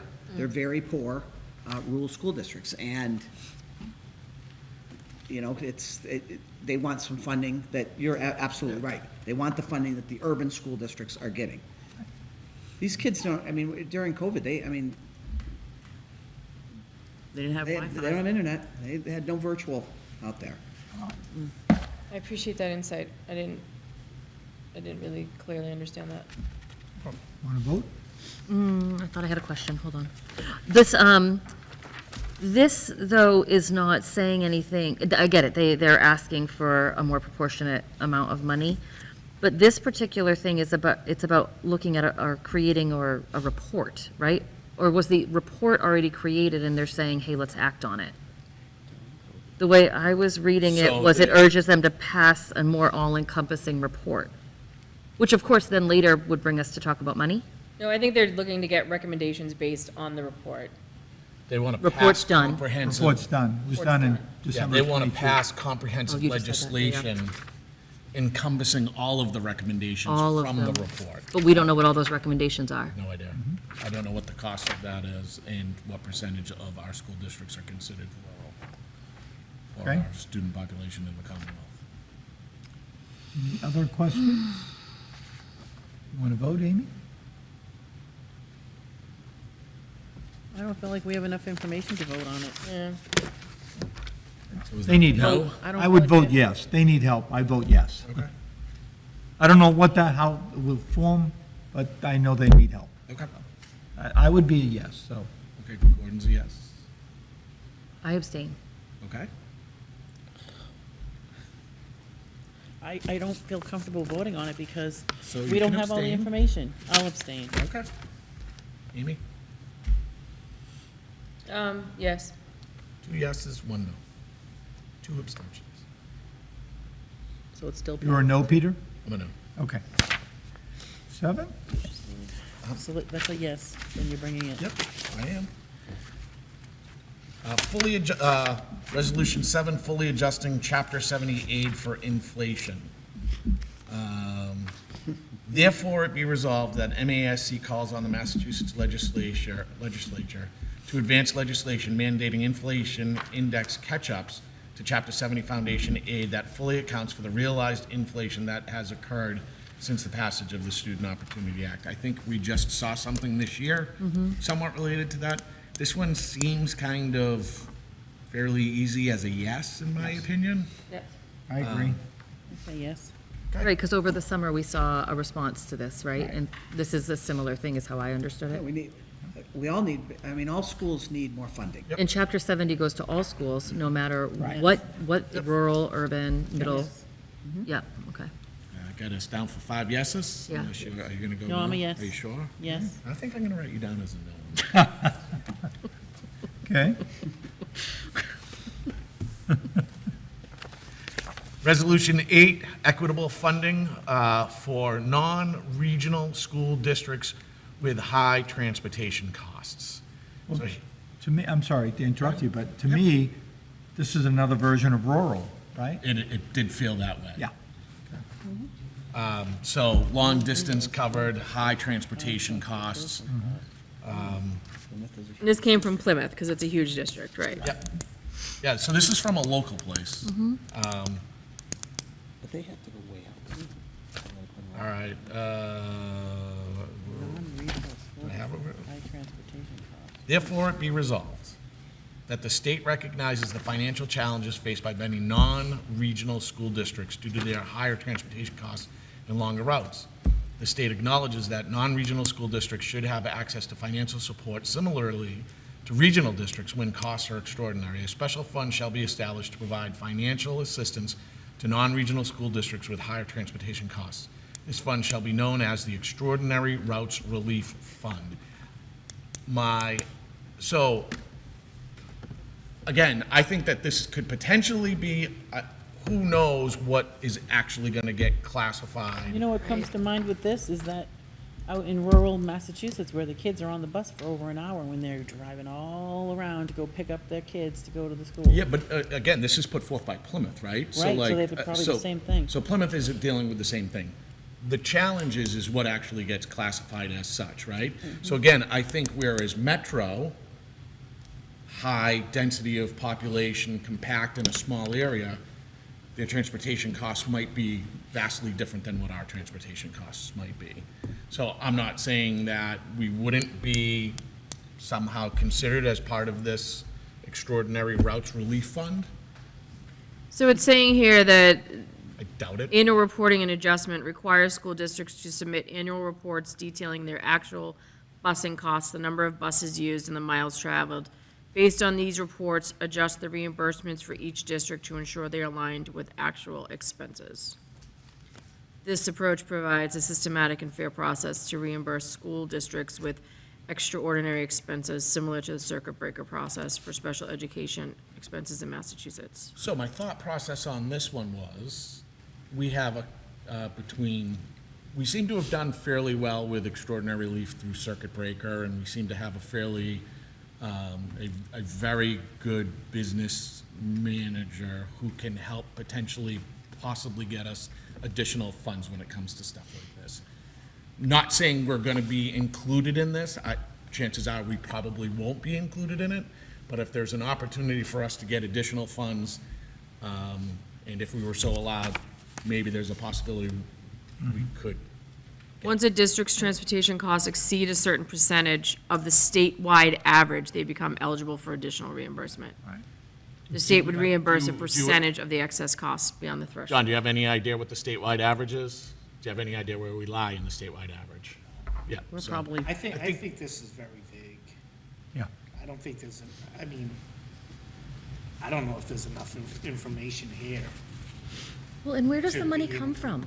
That's what I'm reading all these things and I keep asking myself, these all sound lovely, but where's this money coming from? They're asking for all these things to be on here, but the money is coming from somewhere, like, but where? They would have to take it So from what would be something else. taken away? Right. Would it make sense? And that's where I agree with the vague. So this sounds great, but where? Where is that coming I from? think what's happening is that schools have been underfunded. Yeah. And anything that has to do with school children from, it's 7 in the morning till 3 o'clock, as they board the bus to when we drop them off, Yeah. okay, by law. So, and they use the bus times for that. Anything that has to do with funding a school district is going to be on a resolute for something. So if it's funding, the millionaire's tax was supposed to get everybody's, buy everybody's lunch, right? We know that it's not enough to buy everybody's lunch. So now they're gonna have to come back and figure out what are we gonna do and put in for the money for everybody's lunch, if we want everybody to have free lunch. They Right. couldn't do it, right? They didn't do it. So we gotta figure out how they're gonna do it. And that's what's happening in public education, is that it has been underfunded for, prior to this, and now underfunded now. And so they're trying to get these things on the table if it has to do with schools. I'm gonna expect that this won't impact us, but if it's a way to provide money to schools, then. I just think that that's what they're trying, I think that a lot of these resolutions are trying to do, is that this is school committees. You're trying I to also get think funded. it's put forth by a fairly local community, and I'm voting yes on this one. I agree, I'd be a yes. I'll be a yes. I think the thing to think about is that what I took away from this meeting was that almost all of these are very vague. I didn't find like there was a lot of, and I think it's intentional.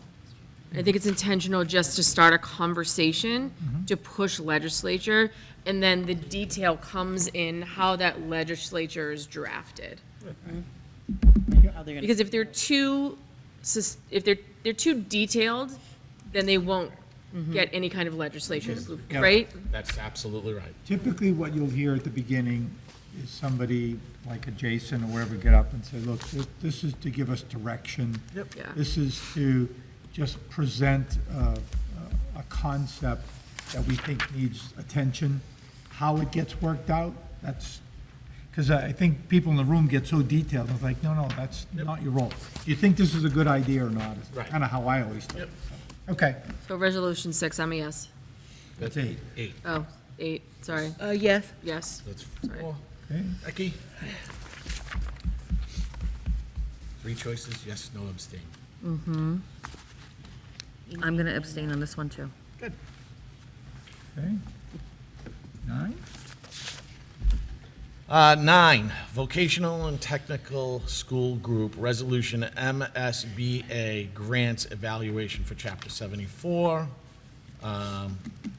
Therefore, it be resolved that the Massachusetts Association of School Committee calls upon the Massachusetts Legislature and the MSBA to create an evaluated tier system to separately assess the cost of 1 elementary, 2 comprehensive high schools, and 3 vocational, technical, and agricultural schools, resulting to true cost reimbursements for each school category. I think that's the one you were talking about earlier on, Amy.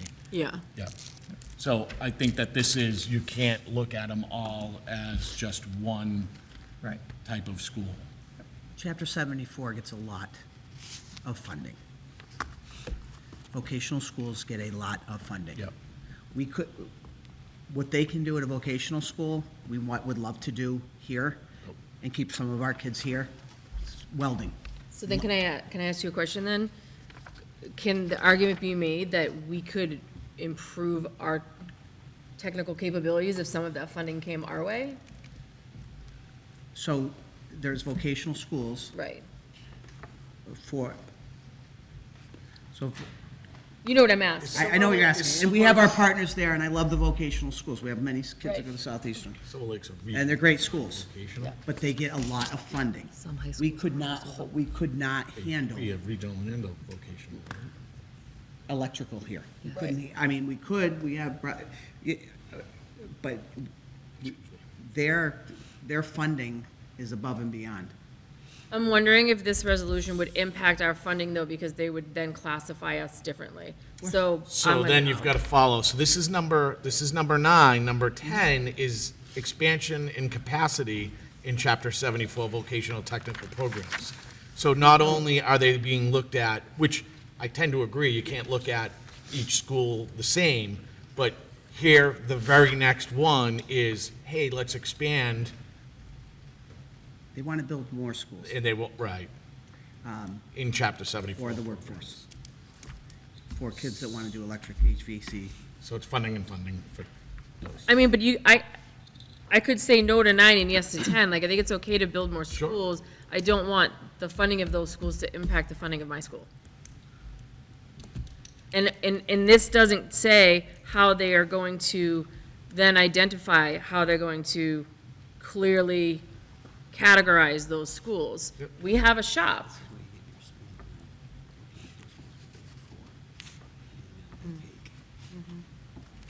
Right? Vocational schools, many, many years ago, were built for students that might have dropped out at 16, Right. stayed in school, licensure, and then went out into the work field. Yeah. You know, construction, CDL licensure, HVAC, electrical, plumbing, those types of things. Now, this is a choice for all students, many students. The workforce, you know, you go into computers, you might not, I mean, kids that code, kids that make computer programming, kids that make games. I mean, work for a company that is creating games. They do that program at Southeastern. Yep. All right, number 9, back to it. So, therefore it be resolved that the Massachusetts Association of School Committee calls upon Massachusetts Legislature and the MSBA to create an evaluated tiered system to separately assess the cost of 1 elementary, 2 comprehensive high schools, and 3 vocational technical agricultural schools, resulting in true cost reimbursement for each school category. I think there's one important note here, that they failed to include intermediate schools.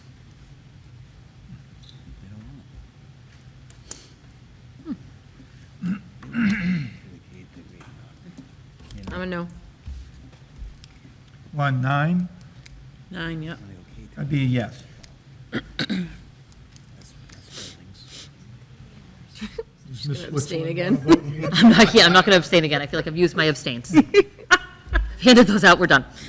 It's like, what is that, it used to be like a game show, right? You can only like pass so many times. This one's just too vague for me. What I'm just pausing on for a minute is I understand they're asking to create a system. Yeah, They're not saying it absolutely gets used. correct. So I'm a yes for creating a system. Yep, Okay. Yes. I'm a yes as well. Okay. Resolution 10, expansion and capacity in Chapter 74 vocational technical programs. Whereas Chapter 74 schools serve a higher percentage of students with IEPs and 504s. We might want to beg to differ, agree with that Right. statement. It's just Yeah. my opinion. Same. And who are more economically disadvantaged than their sending districts, again. And Massachusetts is in need of more skilled trade workers to keep pace with both the growth in industry and the retirement of the current workforce, and all students in Massachusetts deserve the opportunity to pursue the best secondary education available.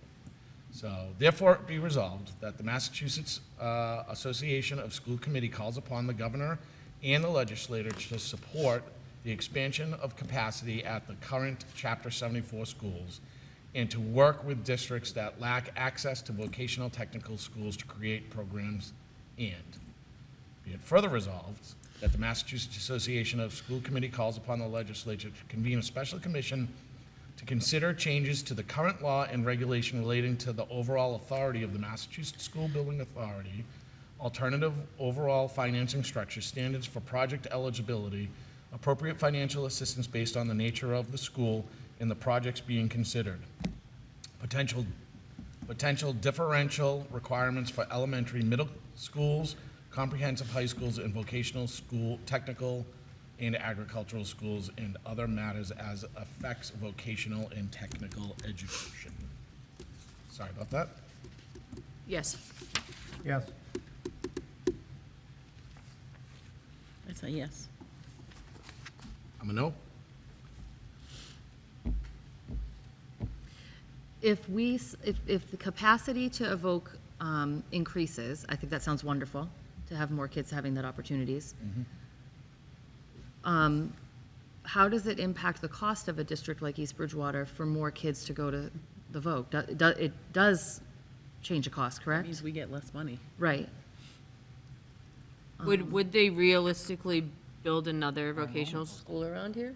Doubt it. You would, They wouldn't, would they have the enrollment We're numbers? building capacity within the existing schools as well as Okay. additional schools for those districts. Our enrollment would go down. Yeah. If, I mean, she caps us at some, I mean, Southeastern caps us, or other schools. I mean, there's so many slots that they have now. They want to create more space at Southeastern Right. and create They'll more continue to schools. get more money. I'm a no. I don't know where they would put the kids. I think Southeastern's at capacity now. They're going to keep building They want to keep building out there, onto those schools. onto those schools. They must have to go up then. We have There's no lovely parking. The space here parking that they lot's can. loaded. However they do it, however they do it. Yep. All right, expiring resolutions, we're not gonna go We're not over gonna deal that, with right? that, I don't think. I'm just gonna add that I think that expiring resolutions should all be a no. If they haven't done anything with them by this point, they should just focus on what's in front of them and work on those. Yep. Agreed? I wonder why they haven't done anything. I'll just have them, yeah, That's just what that's just my personal opinion. yep, okay. Can we go back to the 74 thing for a second? Just because I feel like I'm really torn on this. So, I don't have the answer to it, right? Because I can't solve the world's problems tonight, but like, I don't want our enrollment to go down. I'd rather them give us some money to expand our vocational capabilities. Yeah. So, I don't know. Let's the write a ratings. Do resolution. you know what I'm saying, right? I Like- agree with you, yeah. Like, that's putting us at an unfair disadvantage, right? But then I feel like it's not fair to say children shouldn't have the opportunity to, right, because we need them in the workforce. Yeah, it really comes down to whether I'm you gonna, want. I'm gonna be a no, I guess. I'm gonna change myself to a no. Which one was that? It's just, it's not, I don't know. It's not, number? number 10, Number 10. You're going to no? yeah, sorry. It really comes, to me anyway, the way I think of them is, do you want to vote as, obviously, the East Bridgewater School Committee? Right.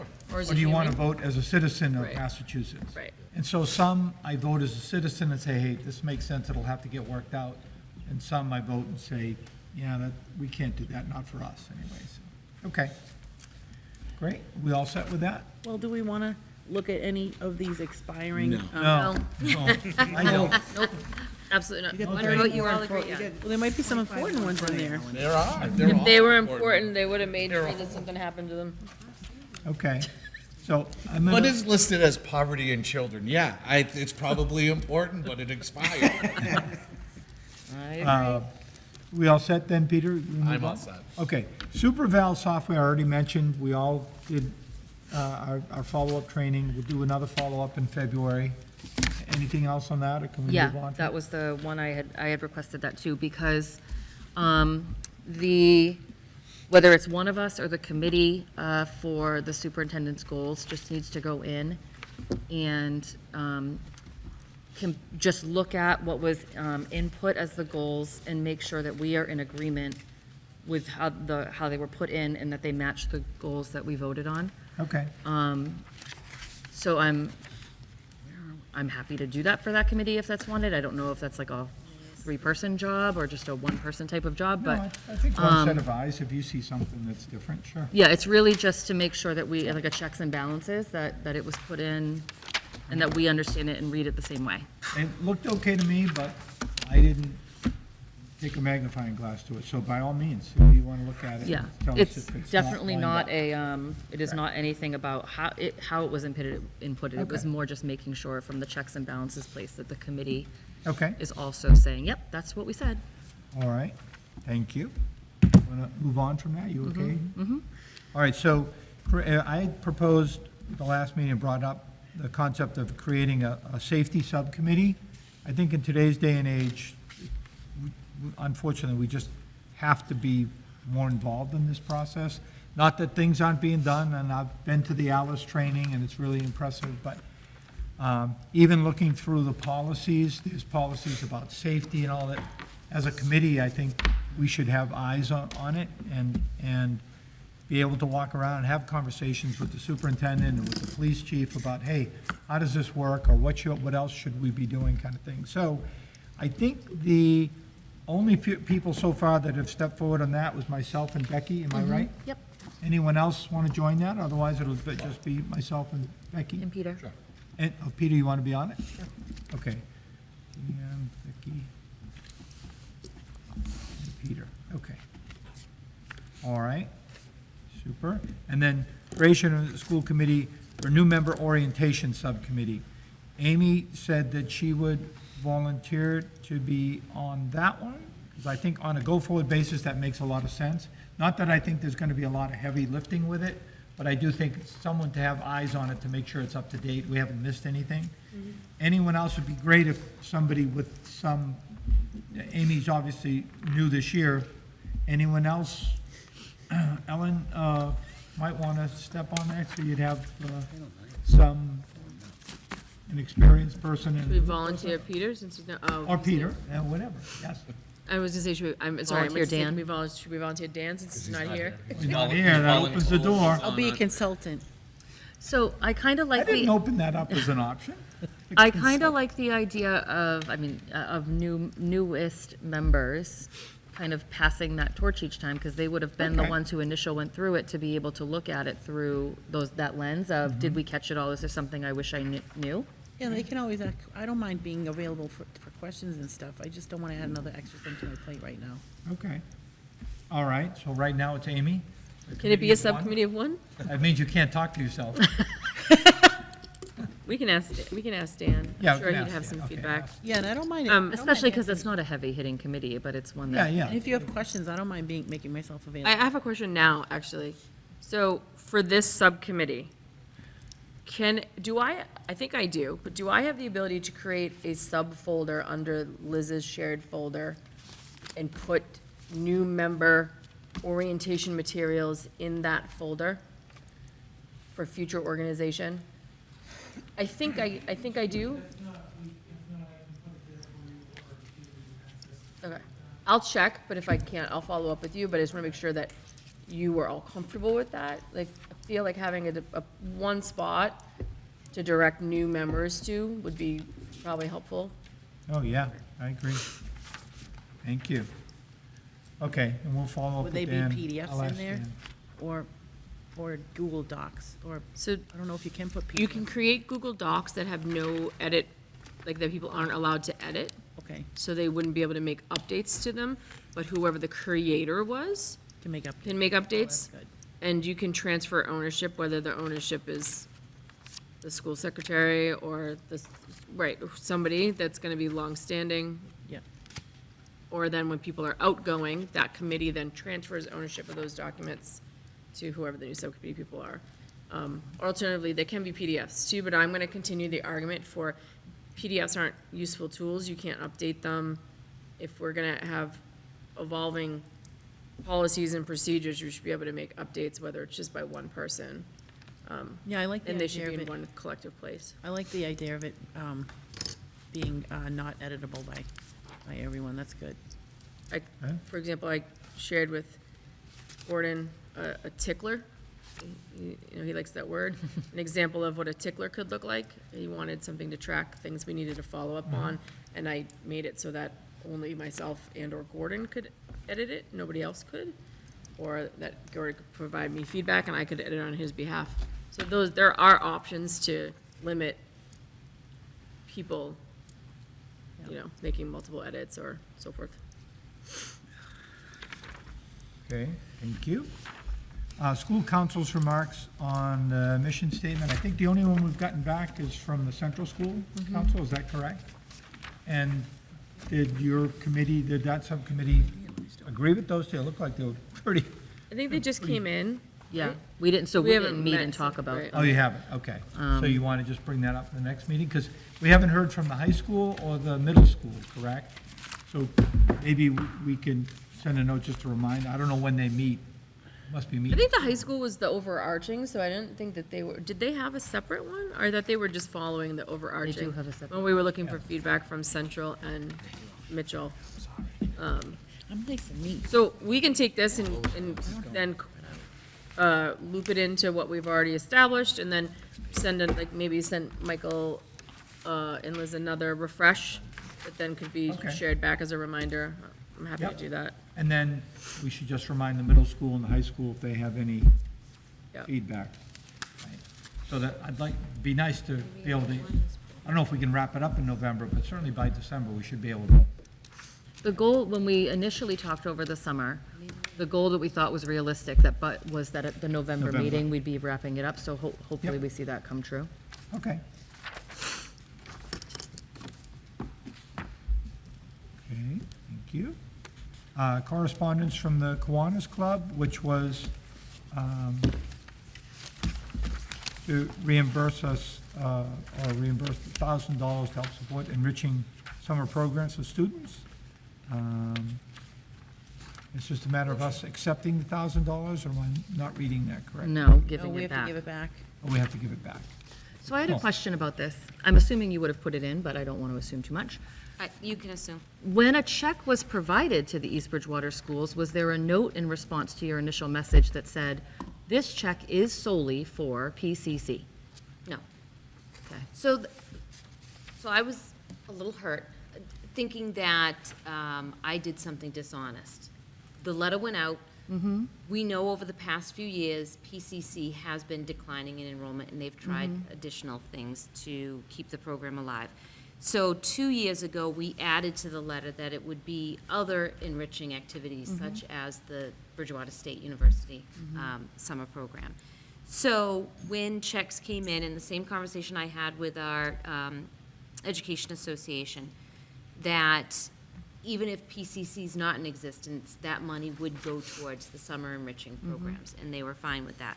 So I was a little upset that it wasn't even a conversation, it was just reimburse us the money because you didn't have PCC. So I wanted to explain to them that it was kept because the intention was, from my letter, it would be used not only for PCC, but it would be used for Summer Science Academy at Bridgewater State University. I felt like your letter made it quite clear. Which, by the way, is really hard to get into because so many kids want to go to it. Right. Like the enrollment, like they fill up so fast. It does, it fills up super fast. So, but I'm thinking that they only wanted PCC, so that's why the reimbursement is happening. I just wanted to give them an explanation why I didn't reimburse the money right away when PCC Sure. didn't happen.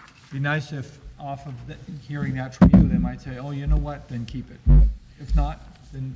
Do you think, are trigger we the gonna have reimbursement. PCC again this next coming summer? We have a We meeting don't- next week.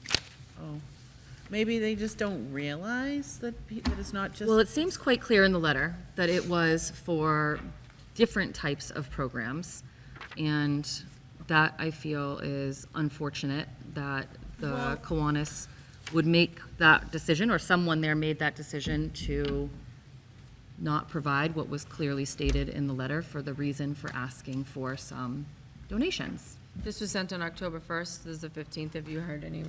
Has the letter come down? I mean, not the letter, the check. Okay, so we had to wait for the check to come down, so I'm not sure if the letter has been sent. Oh, okay. Right, were we waiting for the check from Town Hall so that the letter could be sent with the check? Right, so maybe Gina's letter explaining it isn't sent, but we can see clearly here that it was Yeah. quite clear why the funds were asked for in the first place. Okay. Okay.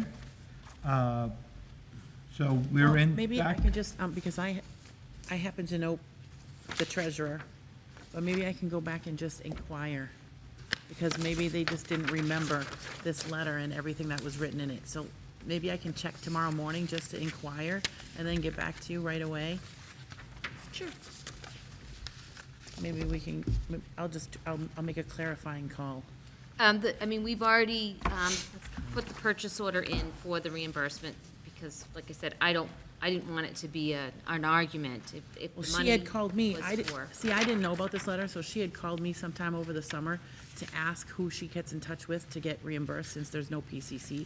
But I wasn't aware of this, otherwise I would have said, oh, what about blah, blah, blah, whatever. So I feel like I should go back and just do a little explanation. So maybe they'll change their mind. I don't know. Thank you for Wouldn't being hurt. so thorough, Dr. Williams. I think I might change your vote to the yes Oh, what are you talking then. about? That I put you down as a no. Thank you for doing that, Ellen, thank you. Thank you. Thank you. Okay, so getting to the policies, what we discussed earlier, which group of those, because I didn't check them off on my, that we've already The ones addressed? that we've already, gone through Is that the are located on, The middle section. middle section? Okay. starting in page 2. EA, EB, Nope, D, AE. yeah, I'm sorry, 3. BA, yeah. BB, BBBE, Why are we doing these again? Or not. We're I not, just wanna he's make just sure asking I which ones. got It's- 'em. it's the- all the way down, Gordon, to Yeah. EEAG on the following page. Right, great, thank you. So those are all set. Yes. The ones, the group prior to that, is that?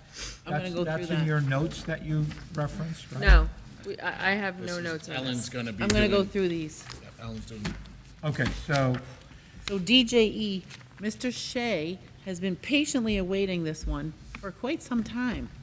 DJE, which is procurement requirements, and that we had our attorney look at a couple of times, and it was just, so the language was changed, and because the law changed, and then we went back, we didn't, they wanted to do 100,000 instead of 50,000, so that's what happened.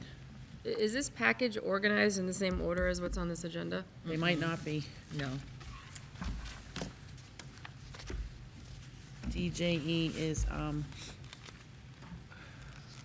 see, do we want to go in order by the packet? Would that be easier for everybody? We can. What? To go in order by the packet as opposed to the agenda, so we'll go out of order. Out of Well, order. why are they broken up as like, first reading of proposed change, new policies, okay. I'm gonna just throw this out there. I'm gonna make a motion that we move new policies to the next meeting. We're gonna go So the through new brand new policies- policies we've well- never read before. Well, the new policies are, they're Title IX. Those are, let's see, I just think we need to ACAR. prioritize. ACAR is the Title IX, and that's a law change, so we shouldn't have any changes to that or anything. And then the EFE, Civil Rights Complaint Policy for Child Nutrition Programs, that's also a law change. And then EHAA, District Security Relating to Technology, that's not a law change. And then that just provides foundation for administrative procedure and practice. And then EHB is data and records retention. That's also just, that's a gap in recommended policy regarding retention of records. But that, I don't know that there's a law, I'd have to look at it, see if there's a law associated with it. But off the top of my head, I don't know until I look at it. Okay, so on the new policies, I would recommend that if it's a straight law change and we have to adopt it, it could be straightforward. The other two, we can table for next meeting, EHAA and EHB, if somebody feels any different. Okay, let me see, let me just check EHB really quick. And so that'll lead us back to this first group, starting with DJE, which I know we've been waiting for, and it's the change of dollar amount.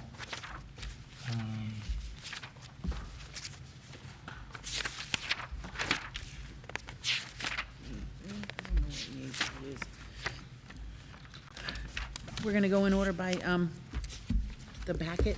No, go on order by what's on the agenda. So we'd start with DJE. Get this whole section out of the way.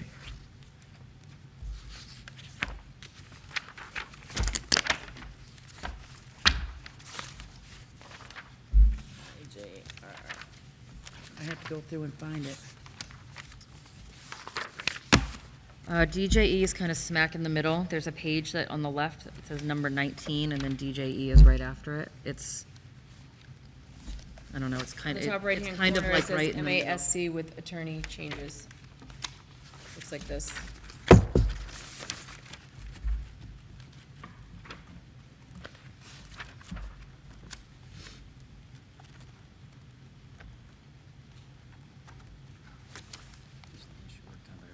Here it is. Yes. I have my DJE, notes. I so see it. I'm ready to vote on it, but do you have it in DJE? front of you now? Oh, I have it, I'm all set. Okay, all right. Well, So-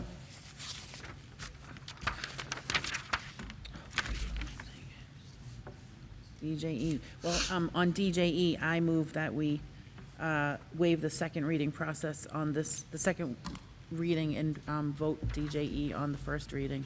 That's what I move that we waive the two reading process on DJE.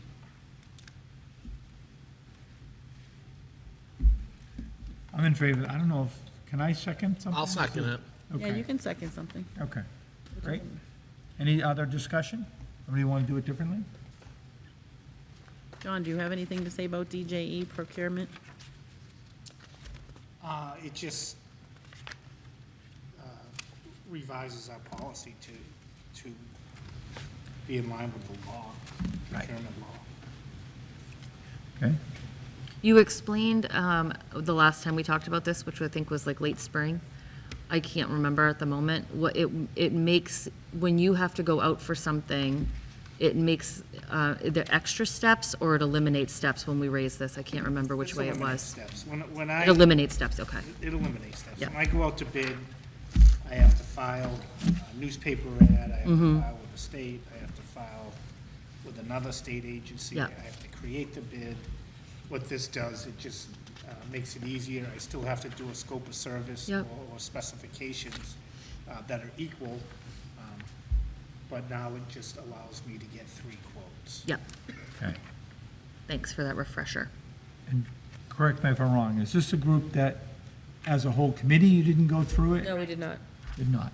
So you're in favor, you want to table this, although it's pretty I straightforward. mean, at this point, we're here, I think we should go through what we have to go through. I just feel that we were setting up subcommittees for a purpose. Sure, yep. And I feel like it makes the process longer if the subcommittees aren't meeting and collectively providing everybody feedback to vote on. Okay, And so in the interest of time, I understand that Ellen, you have a long list of policies you want to get through, but I would just like to encourage the use of the subcommittee procedures that we were going to try and use, because I feel like it'll impact this meeting okay. and not have us extend into, longer nights. If we come to you prepared with, well, like we had the Right. notes These notes, those are from the very last helpful. one, that I think Yep. were pretty Okay. clear on what we were suggesting, rather than going through them piecemeal, I think it will save significant time moving forward.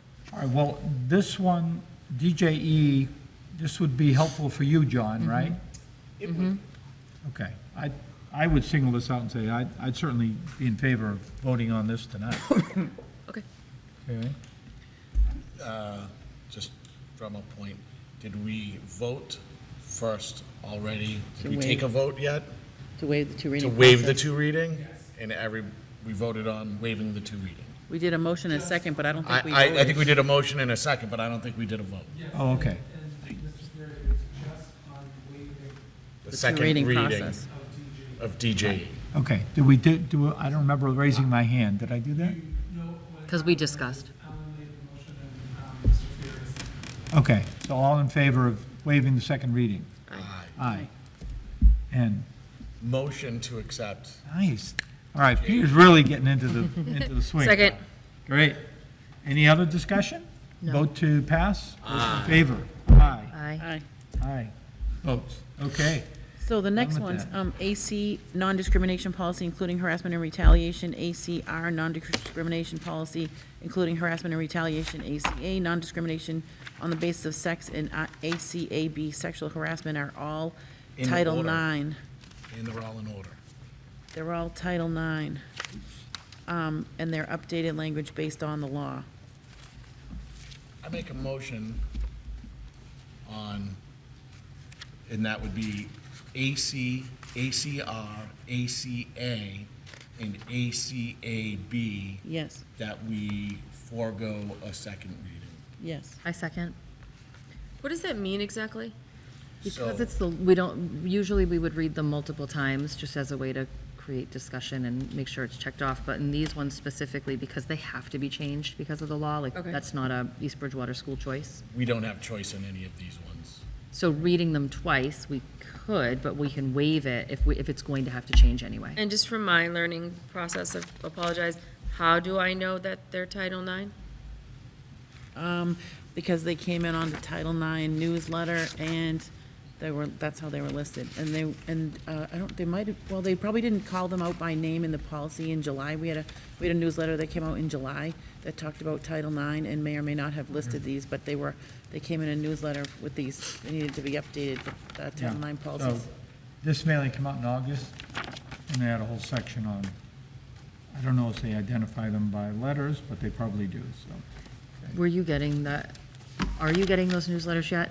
It took me about a year to get newsletters, so, Yeah. Well, still no newsletters? I know, because Dan said you guys hadn't gotten, so, okay. so that, it creates obviously a disconnect. I'll follow up with MASC and find out. I'm going to assume Dan's in the same boat. Mailings. Okay. So the motion was to, Waive the second Waive the reading. second reading. Yeah, that was the motion. Did anybody second it? I did. Yep, Aye. discuss, okay. Aye.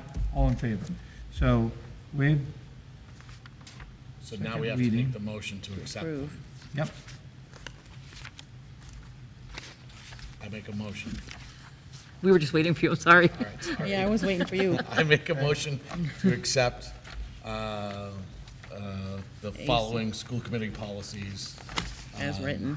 As written for AC, ACR, ACA, ACAB. So moved. so we made the motion. Did somebody second? I Second. second. Move.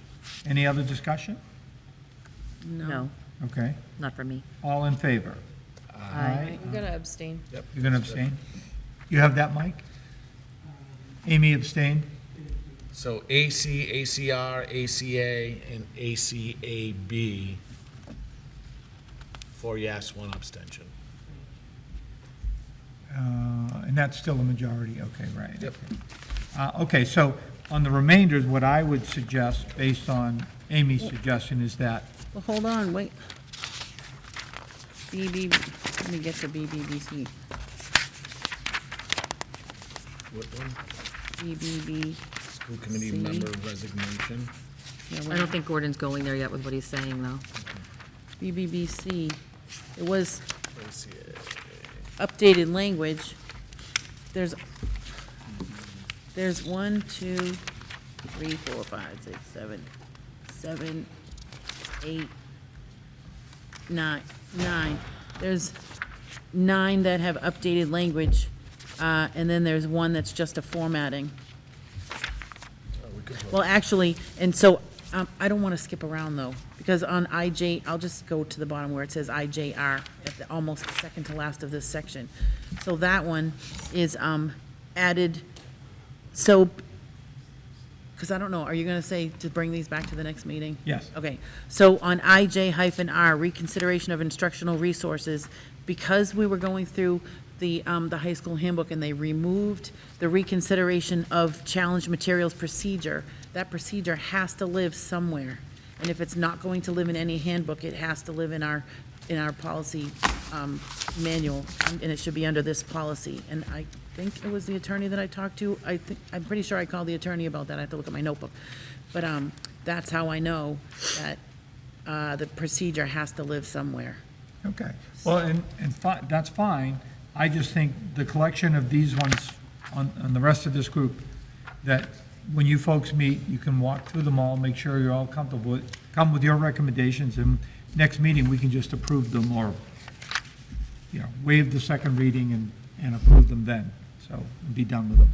So it doesn't sound like it's gonna be too much involved there. Well, the whole reason why I didn't, I'm just gonna say this, the whole reason why I didn't bring these policies, because they were simple, updated language, and that's why I didn't bring them. Yeah, no, and I understand, but I also understand Amy's point, that, you know, the reason to have the subcommittee is to do these things, and I think with a little bit of adjustment, we can address them at the next meeting and be done with them, so. Ellen, if there was just the one with formatting, would you feel better if we just got that one out of the way? What was the I would feel formatting? better if they all got out of the way, because after this, I have to think she's go trying to and, say she wants to get them all I out have of the to way. actually go and change them all and then send them to the lady, but I don't want to send them to her in piecemeal. So now, because that's a waste of my time, because I have to send her, I just don't want to do that. But mean, I if you will take if a I look have at to, so. BBB, if you look at triple BC, it's not very lengthy, nor is BBBBC, EBBB, right? It's actually, does that have the changes listed? BB. This teaches us a lesson. We have to have Where it is. by.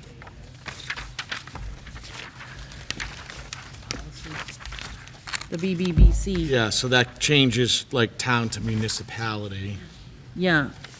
And, well, the thing that got changed, that member. it says the appropriate certifying authority in the MASC version. I mean, So- it's probably like 20 pages from the very back.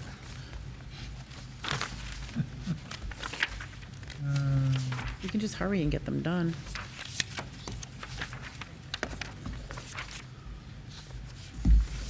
But I agree with you on some of them that are easy, but I agree with Amy that that's why we have a subcommittee. What is the change to BBBC? If you take a look at the left and versus the right. Oh, okay, sorry, I didn't understand that. Yep, that's okay.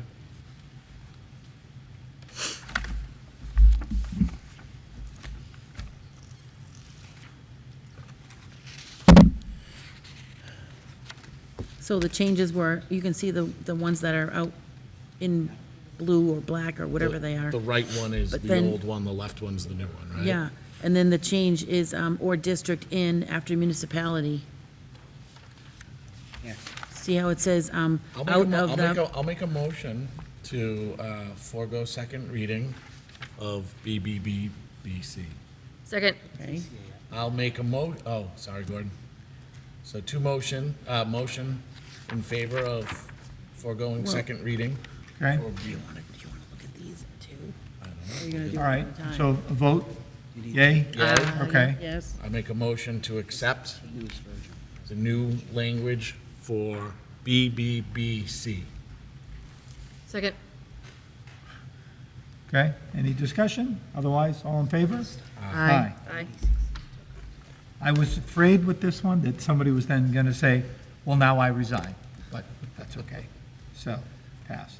Okay, So, again, I just want to add that because we're doing this live, right, and we're going to say we're going to accept the small changes to it, it then doesn't allow for a broader discussion to say, does this actually encompass everything that we want it to say? To your point, there's people resigning from school committees left and right in the news right now. Yep. So, does that mean that a conversation should happen from the broader subcommittee about how our policy reads in relation to that? I think it's, correct me if I'm wrong, but I don't have the policy right in front of me, I just have my notes. It's pretty generic, so I don't think it'd be Right. prohibited. Well, there's another policy, I don't remember what the policy is off the top of my head, that talks about, and I think we already approved it in the first thing, but I don't know what the number was. But there's a policy that talks about the procedure, it discusses the procedure of what should happen after someone vacates their position. I don't think we've talked about that one since I've been on the committee. No, it's a different, let me see. I would make a point that all of these other ones, I know I saw it somewhere. Require additional conversation? From this point out, the rest of them require additional conversation. Okay, or work under the subcommittee. right. I know I remember seeing it. All right, so let's just, for the sake of time, what it was. let's just group these last group together. You guys will talk about it, come back the next meeting, and we'll just go through them. They're all pretty straightforward as far as my notes are concerned, so. So it looks like it's gonna be EB, Except for IJ-R. except for, hold on, look at there. Wait, we're gonna, you want discussion of that one tonight?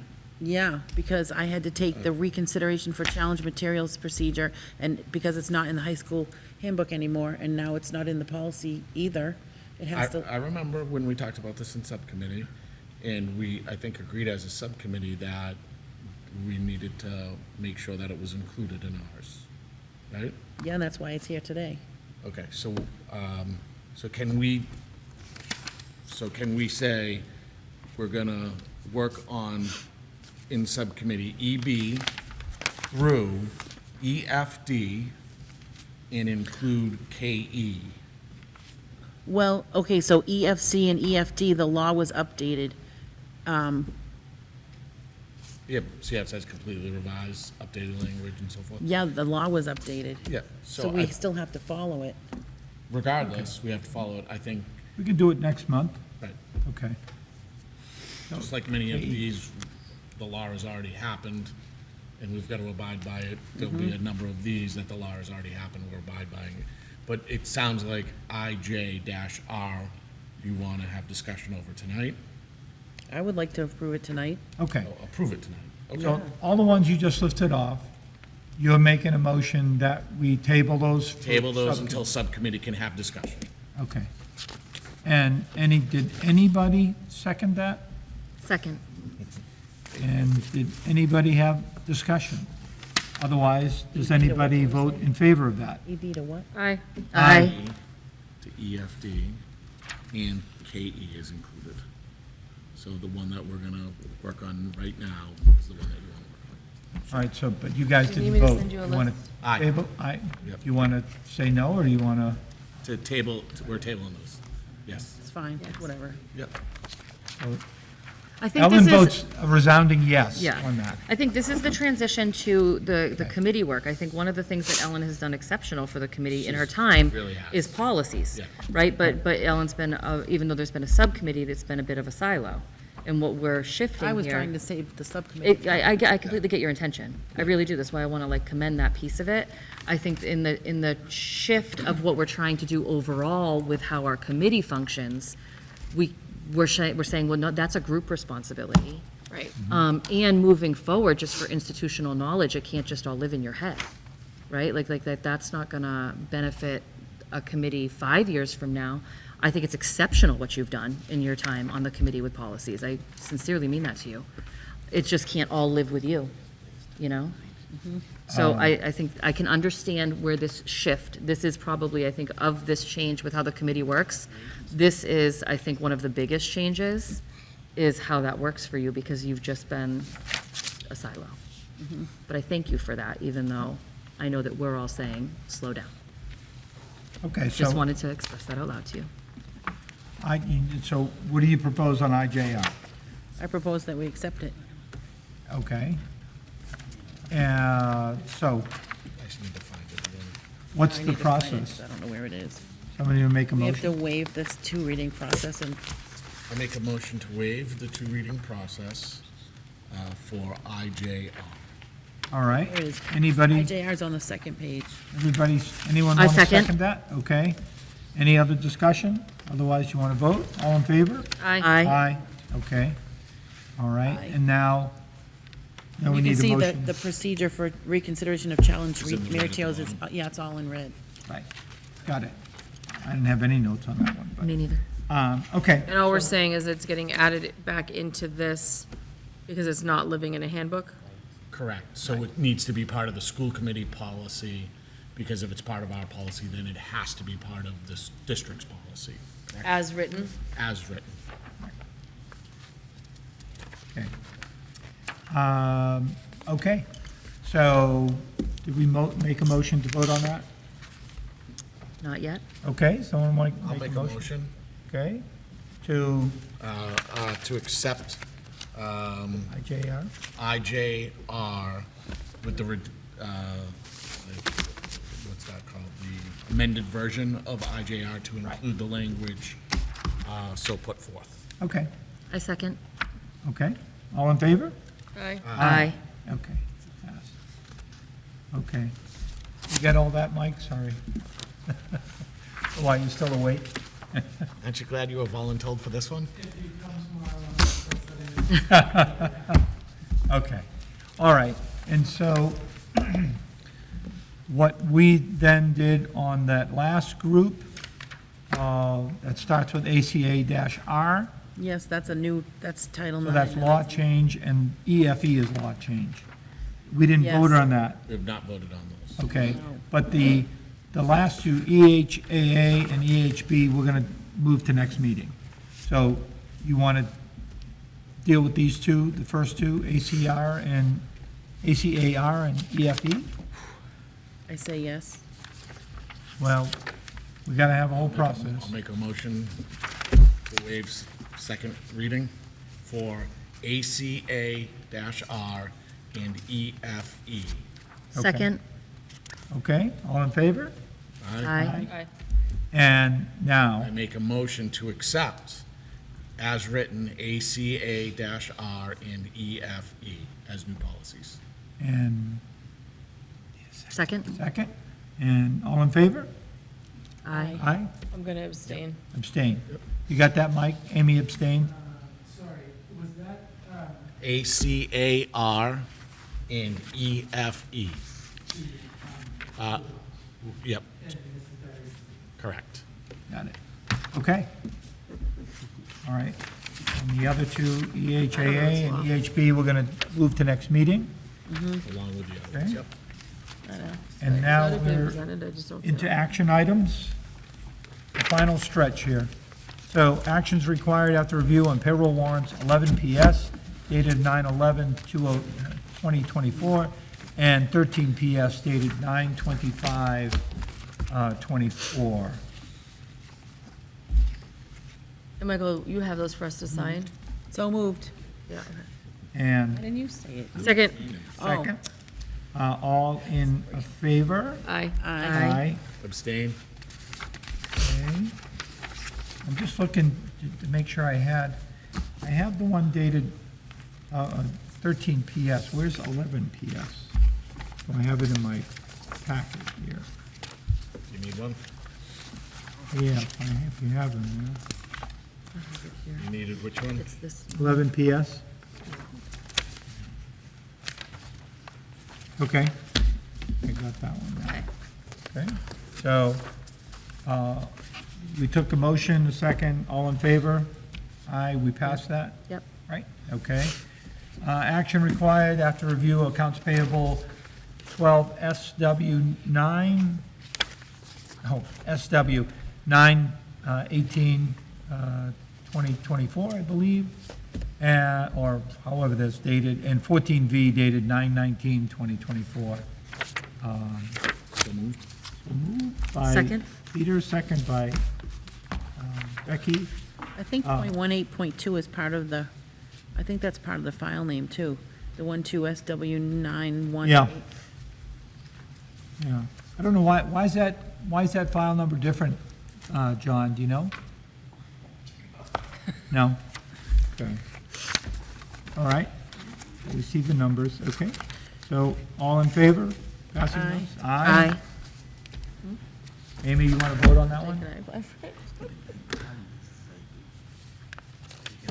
Oh, sorry. Aye. Aye, okay, good. We're all set So there. the, oh, never mind. Go ahead, Sorry. Approval of September 10, oh, we don't have these minutes, that weren't part of our package, so we're gonna, that's not available. Tabled. So we're gonna skip that one. I'm looking at- Approve the September 26th Standing Committee to update policy meeting minutes. And- We don't, as a whole committee, vote on that. It's No, just the policy Just the subcommittee. policy subcommittee. You want to vote on it, or? Those are the minutes that accompany the first set of policies, right? Can I make a motion to approve my own minutes? Sure. Yeah. Oh, okay. A motion to approve the subcommittee, Second. standing committee to update policy minutes from September 26th, 2024. Second. All in favor? Aye. It's just us three. Aye. Okay, it passed. Great. Are you the chair of that? Or you were in that one?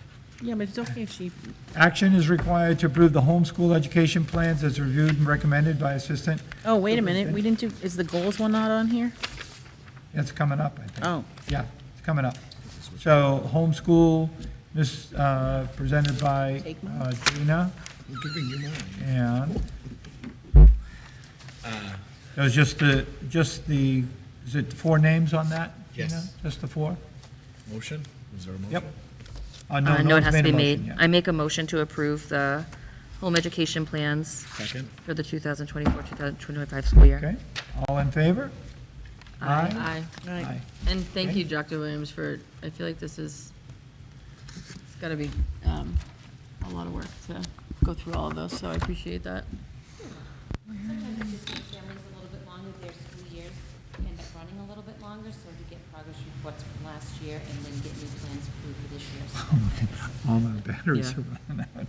Okay, so I think did we already vote and give John the ability to, Yep, Yes. the surplus box truck, van, and old piano labs? Yep. yep. Actions required to update fiscal year 23, 24, 25 school committee goals. I think we did that already. We did that too. Did we? Yep. Yes. Oh, that's right, because we're going to do it, okay, now. And it was passed around for signature. Yep, it Okay. should have landed. And we approved all the resolutions such as we voted, so that's all done. Yep. Okay? Motion to adjourn. And, No, sorry. Okay. Did you have reminder items? no, go right ahead. Yes, one, we have election day coming up, and we should remind people that it's important to get out and vote. Okay, I agree. As Americans, we have that right, and we should exercise it. That's how a democracy and a republic works. All of our Okay. schools are closed that day, correct? What? Well, because they're for students. I don't think so. Yep. Okay. Did you take it? All right, so Amy made a motion to close. I'll second, and then Peter can have it. He took All it in first. favor? Aye. Aye. Okay, thank you very much. Sorry we ran so late, but I'm sure it's in there. Got a lot You can done. have my copy, it's fine. I like to have everything.